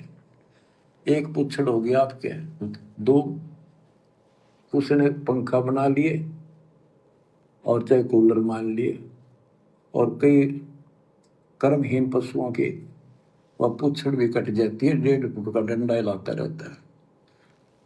कई कर्महीन पशुओं की वो पूंछ भी कट जाती है जिससे वो मक्खियां उड़ाया करता था। ऐसी दुर्गति होती है फिर 84 लाख योनियों में। किनकी? ये विशेष दुर्गतियां उन आत्माओं की होती है जो आत्माएं इस कलयुग की बिचली पीढ़ी में सतगुरु के मोक्ष वाले ऑफर को ठुकरा देती है। यानी उनकी शरण में आने के बाद भी, धर्म कर्म की जानकारी होने के बाद भी जो अपनी मनमानियां ज्यादा करते हैं, भक्ति को हल्के में लेते हैं, मर्यादाओं को तार तार कर देते हैं, और वही ड्रामेबाजियां करते हैं जो ड्रामेबाजी वो नाम दीक्षा से पहले किया करते थे। फिर उन निकम्मी आत्माओं की अगले जन्मों में इस प्रकार की दुर्गतियां होती है पशु योनियों में। वो कुत्ते वही होते हैं जिनके सर में कीड़े पड़े होते हैं, खुजली लगी होती है, पूरे शरीर के बाल उड़ जाते हैं, टांग टूटी हुई है, कमर टूटी हुई है, रगड़ रगड़ के चल रहा है। वो कुत्ते वही होते हैं, वो गधे वही होते हैं जिनकी कमर पे घाव होता है, कौवा मांस नोच नोच के खा रहा है। जो कलयुग की बिचली पीढ़ी में अपने गुरु को हल्के में लेते हैं, गुरु को परमात्मा मान के भक्ति नहीं करते, डर के भक्ति नहीं करते और बकवादे नहीं छोड़ते। परमात्मा कहते हैं गुरु गलत यूं होत हैं नानक जेहा पंथ। गुरुदेव कह रहे कि नानक जी ने कितना अच्छा पंथ चलाया था, लेकिन आगे चलकर उनके फॉलोवर ने उस पंथ को मिट्टी में मिला दिया, दूषित कर दिया। नानक जी ने कितना अच्छा पंथ चलाया था, लेकिन उनके भक्तों ने, उनके फॉलोवर ने आगे चल के चंद स्वार्थों के लिए, दान धर्म के लालच में, पैसे के लालच में, मान बढ़ाई के लालच में उस पंथ में सभी को शामिल कर लिया, ऐरे गहरे को, गधे घोड़े को। नानक जी हर किसी को दीक्षा नहीं देते थे, पहले उसकी जांच करते थे, उसको मान मर्यादा समझाई जाती थी कि भाई अगर इन तमाम बुराइयों से दूर हटके भक्ति करे तो मेरे से उपदेश ले। मुझे चेले बनाने की, भीड़ जमा करने की भूख नहीं है, मुझे तुम्हारे दान धर्म से, दक्षिणा से कोई लालच नहीं है। अगर तू इस ज्ञान को समझकर वास्तव में अपनी आत्मा का कल्याण करवाना चाहता है तो मेरे से उपदेश ले। यहां भीड़ इकट्ठी नहीं करनी, मैंने मुगलों के साथ में कोई लड़ाई नहीं लड़नी, मैंने कोई फौज तैयार नहीं करनी, खेत में तुम्हारे को मजदूर बना के काम नहीं करवाना। तो कहते हैं नानक जिन्होंने इतना अच्छा पंथ चलाया और बाद में उनके फॉलोवर ने मिट्टी में मिला दिया उनके पंथ को। गुरु गलत यूं होत हैं नानक जेहा पंथ, कि श्री नानक जी के पंथ में जाके देख लो आज क्या हाल हो रखा उस पंथ का। वही स्थिति वर्तमान में काल सतगुरु रामपाल जी के फॉलोवर से, सतगुरु रामपाल जी के परिवार वालों से, इन कोऑर्डिनेटरों से गलतियां करवाने जा रहा है, और गलतियां ये लोग कर चुके हैं। हालांकि ये तो समर्थ है, कलयुग की बिचली पीढ़ी है, ठीक का समय, धरती पे पूर्ण परमात्मा स्वयं प्रकट हैं, इसलिए काल की दाढ़ नहीं गल पाएगी। लेकिन कोशिश काल ने पूरी की पूरी की, उसकी पार नहीं बसारी वो बात अलग है, लेकिन कोशिश उसने वही कर दी जो अन्य पंथों में गंदगी फैलाने की। आज गुरुदेव के जेल जाने के बाद उनके परिवार ने चंद पैसों के लालच में, ज्योति पाठ और दान के लालच में, अपनी मान बढ़ाई के लिए इस पंथ में गधों को और घोड़ों को, सबको जोड़ दिया। कोई मर्यादा निभाए ना निभाए कोई दिक्कत नहीं, बस आश्रम में आते रहो, अपनी कमाई का पैसा हमें देते रहो ज्योति पाठ के रूप में। आज इन्होंने गधों को और घोड़ों को एक ही खूंटे से बांध दिया। दुर्गति करके रख दी उनके पंथ की, दुर्गति।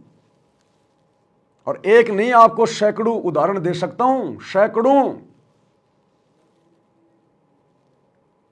बहुत सारे एग्जाम्पल हैं। एक लड़का दिखाता हूं आपको मैं, आप सब जानते होंगे इसको, इसकी शक्ल दिखा देता हूं एक बार मैं आपको। नग्गड़ आदमी, नग्गड़, इसकी शक्ल दिखा देता हूं आपको थोड़ी सी, एक बार पहचान जाएंगे आप इसको। ये नंगड़ आदमी, नंगड़, कपड़े उपड़े निकाल के बैठा हुआ है, नंगा होके, नीचे पहन रखा नहीं पहन रखा हमें नहीं पता, क्योंकि नीचे का दिखाई नहीं दे रहा कुछ। ये लड़का जिसको आप जी बॉलीवुड का एक्टर ऋषि राज मानते हो, ऋषि राज, जिसने इन सतलोक आश्रमों से दीक्षा ले रखी है, इसके गले में क्या है ध्यान से देख लो, इसके गले में क्या है देख लो। ये गुरु गलत यूं होत हैं नानक जेहा पंथ, सतगुरु रामपाल जी का लोकेट। कई बार आपने इसको आश्रमों में भी देखा होगा। बॉलीवुड की गंदगी में पड़ा हुआ है, जिस गंदगी में ये पहले पड़ा हुआ था बॉलीवुड में, उसी गंदगी में आज भी पड़ा हुआ है। सतगुरु से उपदेश लेने के बाद भी जो भड़वागिरी का धंधा ये पहले करता था, फिल्मों में काम करना, सीरियल में काम करना, वही भड़वागिरी का धंधा ये आज भी कर रहा है। कोई इसको बोलने वाला नहीं है, आश्रम में कोई इसको शिक्षा नहीं देता, कोई नहीं समझाता इसको, क्योंकि मोटा पैसा दान धर्म का देता आश्रम में। तो गुरु के परिवार को तो पैसा ही चाहिए, भक्ति जाओ भाड़ में।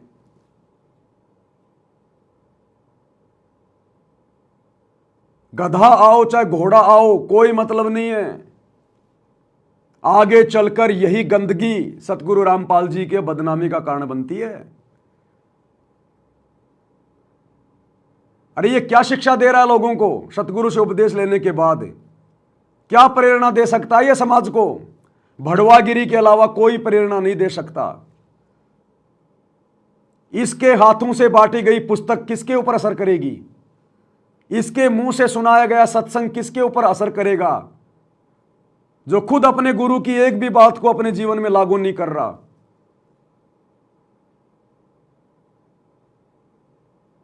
सरेआम अपना वीडियो बना के डाल रहा है। इस निकम्मे को शर्म नहीं आई? कम से कम ये भड़वागिरी का धंधा करने से पहले अपने गुरु का लोकेट तो गले से निकाल देता।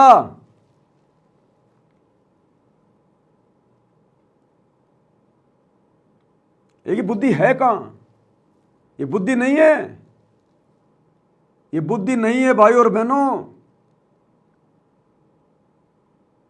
आज भी सतलोक आश्रमों से जुड़े हुए भाई बहन 99% जो सार शब्द प्राप्त हैं, जिनको शतनाम मिल गया, जिनको सारनाम मिल गया,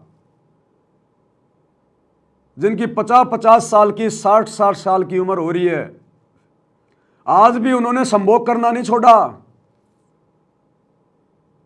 स्त्री मिलन नहीं छोड़ा। खोपड़ी में जिनके सफेद बाल आ रहे हैं, वो भी रात्रि में अपनी औरत के साथ में लिपट के सोते हैं। शर्म नहीं आती उनको?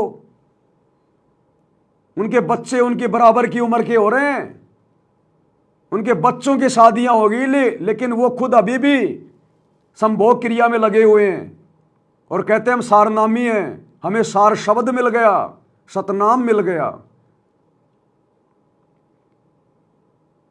और उन सब के गले में लॉकेट, रात्रि को स्त्री भोग करते हैं और गले में उनके गुरुजी का लॉकेट लटका रहता है।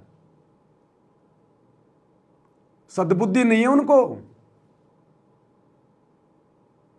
ये बॉलीवुड की उसी गंदगी में पड़ा हुआ है जिस गंदगी में ये नाम दीक्षा से पहले पड़ा हुआ था।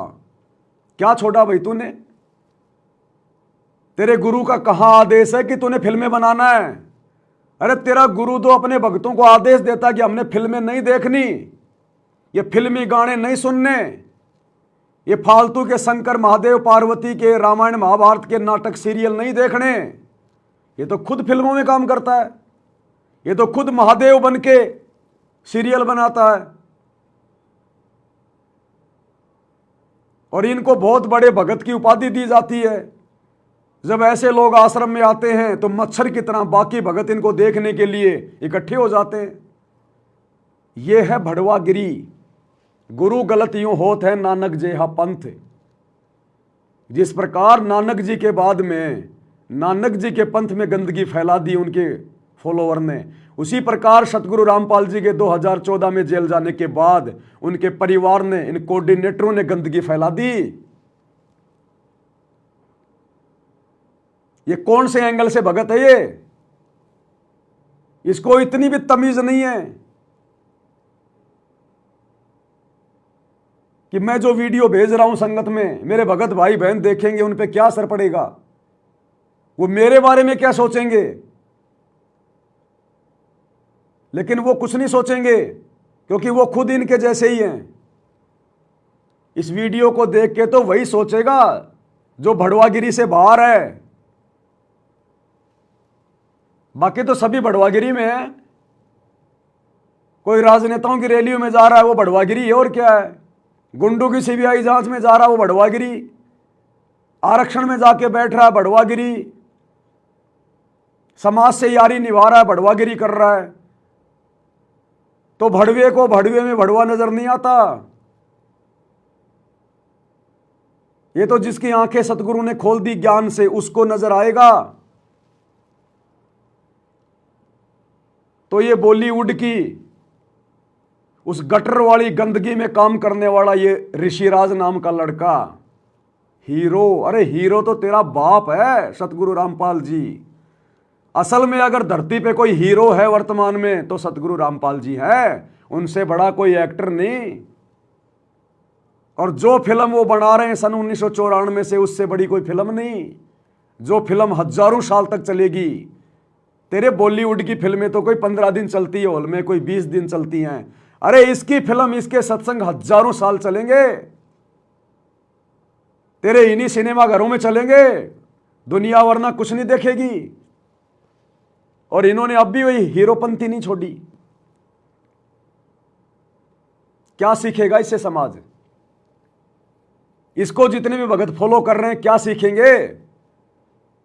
और इसके इस वीडियो पे आप जाके देखना, जितने भी भक्तों ने जो कमेंट्स किए हैं, एक भी माई का लाल ऐसा नहीं है जो इसको समझाए अरे वाह भगत जी, क्या बॉडी है भगत जी, अरे वाह भगत जी, आप फिल्मों में काम करते हो भगत जी, वाह बहुत अच्छा, वेरी नाइस। ये कमेंट्स हैं भक्तों के, क्योंकि बुद्धि ऑफ है, सोच ही नहीं सकते हो।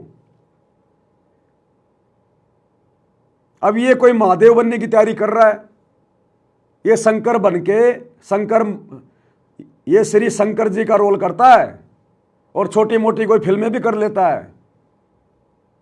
एक फिल्म में तो मैंने देखा, एक फिल्म में मैंने देखा एक टोवेल के अंदर नारियल बांध के और 2-4 लोगों का ये सिर फोड़ रहा है। ये सतगुरु रामपाल जी का भगत ऋषिराज।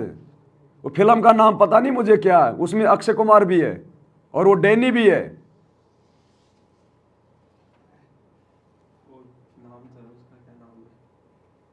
पता नहीं क्या नाम है, क्या लेना देना अपने को। ऐसे भड़वों की फिल्मों का नाम भी लेना बेकार है। इन भड़वों की फिल्मों का तो नाम लेना भी बेकार है, नहीं तो कोई देखेगा बेचारा, उसका समय बर्बाद होगा। तो उसके अंदर वो टोवेल में नारियल बांध के और ये लोगों के सिर फोड़ रहा है। इनको नकली काम करने बहुत अच्छे लगते हैं। इन्होंने यही सीखा है इन आश्रमों में, मिट्टी के नकली बैल, नकली काम। इनका भगवान नकली दाढ़ी मूछ वाला, तो ये असली काम कहां से करेंगे? तो नकली एक्टिंग कर रहा है, ये नकली फिल्में बना रहा है। इसकी फिल्में क्या देंगे समाज को? ये भगत होके फिल्में बना रहा है, क्या शिक्षा देगा समाज को? ये इसकी फिल्में क्या शिक्षा देंगी समाज को? गंदगी कभी किसी को पवित्र कर सकती है क्या? तो ये कोई मेकअप रूप में बैठा, मेकअप रूप में। अब कई कह देंगे भगत जी तो एक्टिंग करता है, इसका धंधा है। तो धंधा तो भैया दारू का ठेका चला रहा है, उसका भी धंधा है। तो क्या नाम लेने के बाद वो भी दारू बेचे? धंधा तो भैया किसी का मांस काटने का भी था, तो क्या नाम दीक्षा लेने के बाद में मांस काटते रहे? कौन से दिन छोड़ोगे फिर ये धंधे?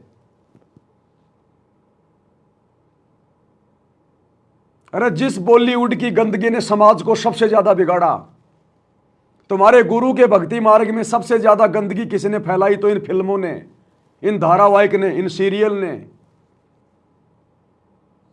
तुम्हारा गुरु तो इन नकली ब्रह्मा विष्णु महेश की, शंकर भगवान की असलियत को सबके सामने लाना चाहता है। और ये शंकर भगवान का रोल करके, महादेव का रोल करके, ये दुनिया के दिलो दिमाग में इन नकली भगवानों की महिमा को जमा रहा है। अरे डूब के मर जाना चाहिए इसको। अगर इसको कोई 20 करोड़ रुपए दे तो भी इसने ये रोल नहीं करना चाहिए शंकर जी का। अरे अब तू भगत बन गया, तेरे को परमात्मा ने भगत का रोल दे दिया, अभी भी तू काल के बेटे का रोल कर रहा है। तो ये मेकअप रूम में बैठा है, और वो जो मेकअप करने वाला इसका मेकअप कर रहा है, इसके झूठे बाल लगा रहा है, नकली बाल लगाएगा, इसके थोबड़े को पता नहीं लाल काला पीला करेगा, पाउडर पाउडर क्रीम करम क्या लगाते हो मेकअप में, नकली इसको वो कपड़े पहनाएगा और महादेव बना के खड़ा कर देगा। और गले में लटका रखी है सदगुरु रामपाल जी की फोटो। दुनिया को संदेशा दे रहा है कि सतगुरु रामपाल जी की भक्ति में ये फिल्में देखना कुछ मना नहीं है। वो तो सतगुरु रामपाल जी ने फालतू में ऐसे बोल दिया, देखो मैं तो उनका भगत हूं, मैं तो फिल्में में काम करता हूं, मैं तो फिल्में बनाता हूं। क्या ये किसी को कहेगा कि फिल्में मत देखना? क्या ये बंदा किसी को कह सकता है जो खुद फिल्में बनाता है कि भैया फिल्में मत देखो, फिल्में मत देखो? तो ये काहे का भगत है? ये गुरु कह रहा है फिल्में नहीं देखनी और ये फिल्म बना रहा है, तो ये कैसे दुनिया को कहेगा कि फिल्में नहीं देखनी? ऐसे गधे आश्रमों में लाके बांध दिए गए, पता ही नहीं चल रहा गधा कौन है, घोड़ा कौन है। और इनको परम भगत समझे जा रहे हैं। इनको देख के भगत बड़े प्रभावित होते हैं, ओ हो ऋषिराज भगत आ गया, ऋषिराज भगत आ गया। नाम तो ऋषिराज यानी परम भगत, ऋषियों में सर्वश्रेष्ठ, और काम गधे से भी गया बीता, कुत्ते से भी गया बीता काम। बॉलीवुड तो बढ़ुओं की मंडली है, बढ़ुओं की मंडली, जिन्होंने तुम्हारे गुरु के भक्ति मार्ग में सबसे ज्यादा बाधा पैदा कर रखी है। तो देख लो एक बार इसको, 2-2.5 मिनट का वीडियो है, कहां जाएगा ये श्रृंगार करा के। साइड में लगाऊं क्या उसके अंदर लगाऊं क्या वीडियो साइड में? ना वैसे देख लेंगे, क्या इसकी शक्ल दिखा के क्या करना है? ऐसों की तो शक्ल देखना भी पाप है, ये तो मेरी मजबूरी है, मैं दिखा रहा हूं। परमात्मा कहते हैं जानबूझ सांची तजय करे झूठ से ने, ये जानबूझ के तो बकवाद कर रहा है। और ऐसे लोगों की तो संगति प्रभु सपन में भी ना दे। इन्हीं के लिए कहा परमात्मा ने, पापी प्रभात ना बेटो मुख देखे पाप लगे जिसका, 9 मास गर्भ में तराश दी धिक्कार जन्म इसकी मां का। और ऐसे लोगों को जो सपोर्ट कर रहे हैं भगत, धिक्कार है उनकी माताओं को। ऐसे निकम्मों को तो गर्भ में मर जाना चाहिए था, गर्भ के अंदर, ताकि आज ऐसे परम संत की बदनामी का कारण ना बनते। अब पाओगे तुम मोक्ष अपने गुरु जी के सतलोक जाने के बाद। अरे जब गुरु के रहते सहते ये परम भगत भड़वागिरी नहीं छोड़ रहे, तो गुरु के सतलोक जाने के बाद तो मोक्ष पाओगे क्या? इसलिए दास कहता जब तक गुरु है तब तक भक्ति है, तब तक मोक्ष है, बाद में कुछ नहीं मिलेगा। तो देख लो इसका मेकअप करवा रहा है नंगा होके, किसको दिखा रहा है अपनी छाती? ये गुंडे मवाली लोग घूमते हैं ऐसे, ये गुंडे मवालियों को भी शर्म है, वो कम से कम जो है मतलब की बनियान तो पहनते हैं।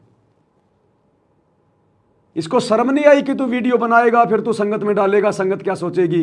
लेकिन शर्म नाम की चीज है ही नहीं, क्योंकि बॉलीवुड वालों को अगर शर्म आ गई तो फिर तो पूरा देश ना सुधर जाएगा। तो भड़वों को शर्म थोड़ी होती है।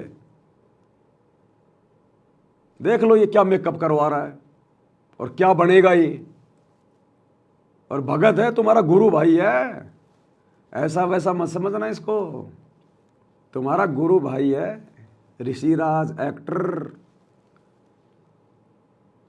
कई भगत तो इसीलिए इसकी चापलूसी करते हैं कि मेरे को भी छोटा मोटा कोई फिल्मों में कोई चपड़ासी का रोल मिल जाएगा। देख लो अपने भगत भाई को एक बार।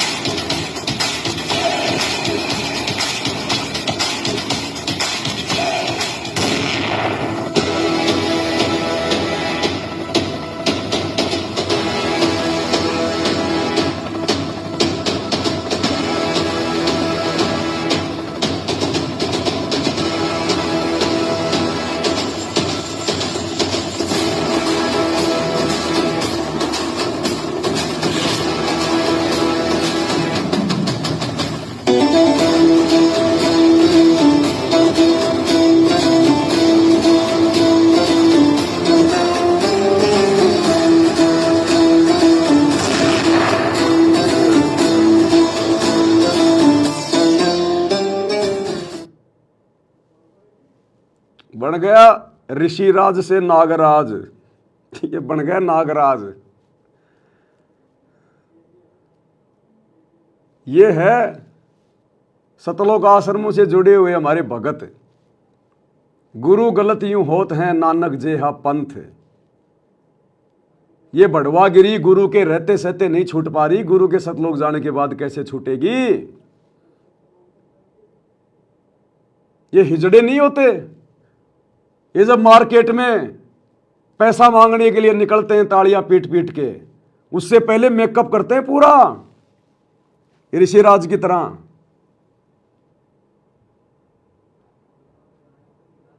ये है वो गंदगी, बॉलीवुड की गंदगी। अब ये बन गया, देखो अब कौन से एंगल से तुम्हारे को ये भगत नजर आ रही है।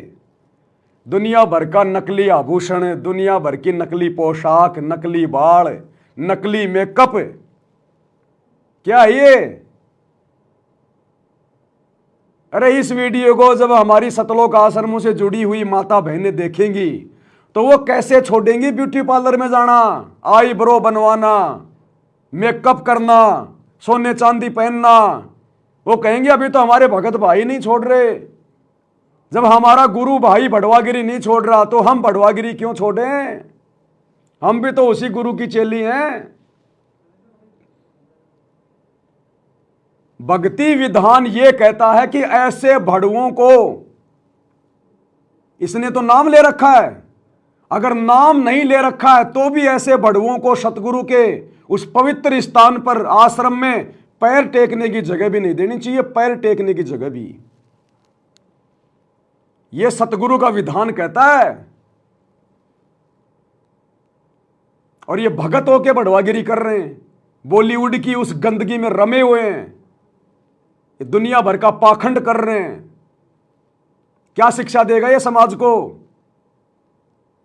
अन्य लोगों को जब पता चलेगा कि ये सतगुरु रामपाल जी का भगत है, वो कैसे मर्यादा निभाएंगे, कैसे उनमें संघर्ष करने की वो प्रेरणा जागृत होगी। इसलिए तो बेड़ा गर्क हो रखा है, बेड़ा गर्क, 90% संगत का बेड़ा गर्क। इसलिए दास कहता है ये जितने भी आश्रम हैं ये काल की कैद है, काल की कैद। और एक भी भगत मर्यादा में नहीं है, एक भी भगत। जबकि आश्रम संचालकों को चाहिए कि ऐसे निकम्मों को आश्रम में एंट्री भी नहीं होनी चाहिए, जबकि इनका तो स्वागत किया जाता है, स्वागत। तो ये आश्रम है क्या? ये तुम्हारे गुरु ने खुलवाए हैं क्या? ये है मनमाना आचरण।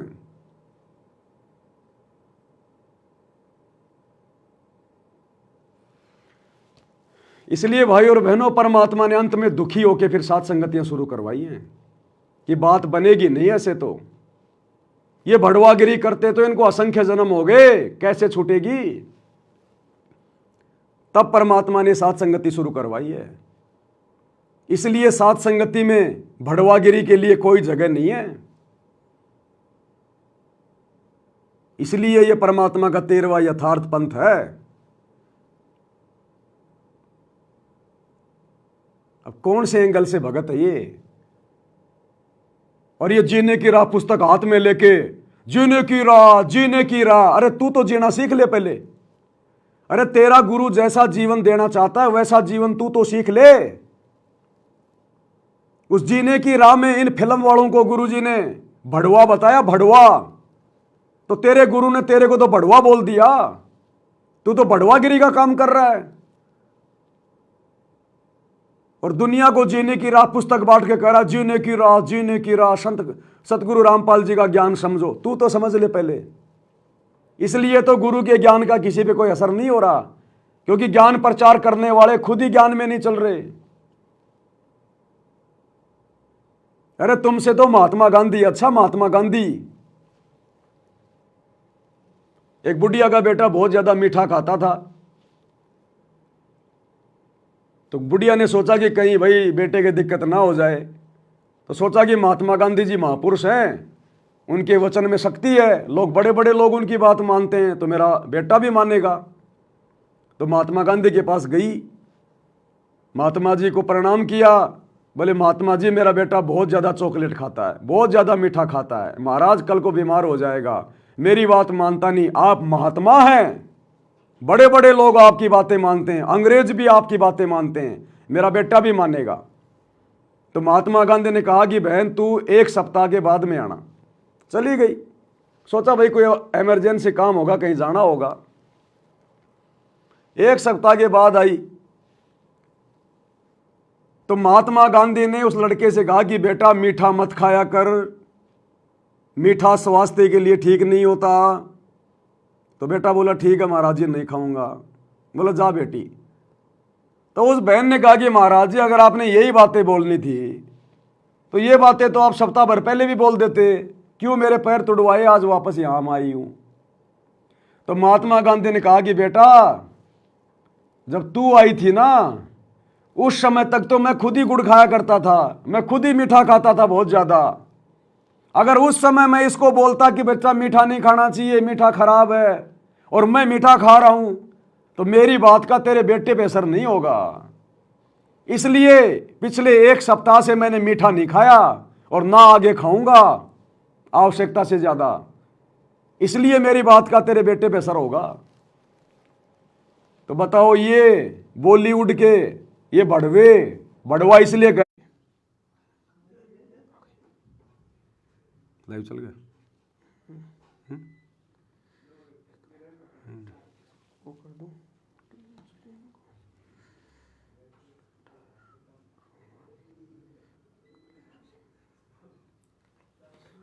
फेस की तरफ बैठ के एक बार। लाइट हो गया लाइव।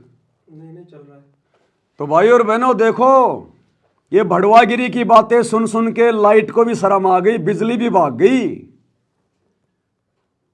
लेकिन आश्रमों से जुड़ी हुई संगत को शर्म नहीं आ रही, जो ऐसे भड़ुओं को आश्रम में एंट्री दे रही है। बेचारी बिजली शर्मा गई, बिजली कट गई कि मैं भी ऐसे भड़ुओं का, जो अपने गुरु को बदनाम कर रहे हैं नाम लेने के बाद, मैं भी ऐसे भड़ुओं की शक्ल देख के पाप की भागी नहीं बन सकती। बिजली कट गई। इन आश्रमों से जुड़े भाई बहनों को यह भड़वागिरी देख देख के, और इस व्यक्ति को जो कहता हूं मैं सतगुरु रामपाल जी का भगत हूं और बॉलीवुड की फिल्मों में काम कर रहा है, सीरियल में काम कर रहा है, गंदगी में सना हुआ है, इनको शर्म नहीं आ रही। इसलिए परमात्मा ने 7 संगतियां शुरू करवाई है, 7 संगतियां। तो भाई और बहनों कितना बड़ा सौभाग्य है आप और हम सभी भगत भाई बहनों का, जो परमात्मा ने हमारे ऊपर दया बख्श दी। हमें परमात्मा ने भड़वागिरी से बाहर कर दिया। हम भड़ुओं की शक्ल भी देखना पसंद नहीं करते, भड़वागिरी करना तो बहुत दूर की बात है। गुरु से नाम ले लिया, मोक्ष प्राप्त करेंगे, सतलोक जाएंगे। खाला का घर है, खाला का घर, सतलोक चले जाओगे तुम। ये भड़वागिरी करते करते, मर्यादा तोड़ते तोड़ते। गुरुदेव कहते हैं सतलोक जाना कोई बरवाड़े का कोई बस स्टैंड है क्या, जो रिक्शा करी और तुम पहुंच जाओगे। जोटा लगेगा, जोटा जोर लगेगा, फिर गई लाइव वो 760 के बीपीएस। तो भाई और बहनों आज का लाइव हम केवल यही समाप्त करेंगे। बेचारी लाइट भी चली गई शर्मा के, और कल फिर परमात्मा दया करेंगे 2 बजे, फिर इसका पार्ट नंबर 4 में हम आगे चर्चा करेंगे। तो आज के वीडियो में केवल इतना ही। परमात्मा हम सबको सद्बुद्धि दे, आशीर्वाद दे। बंदी छोड़ सतगुरु रामपाल जी भगवान की जय हो।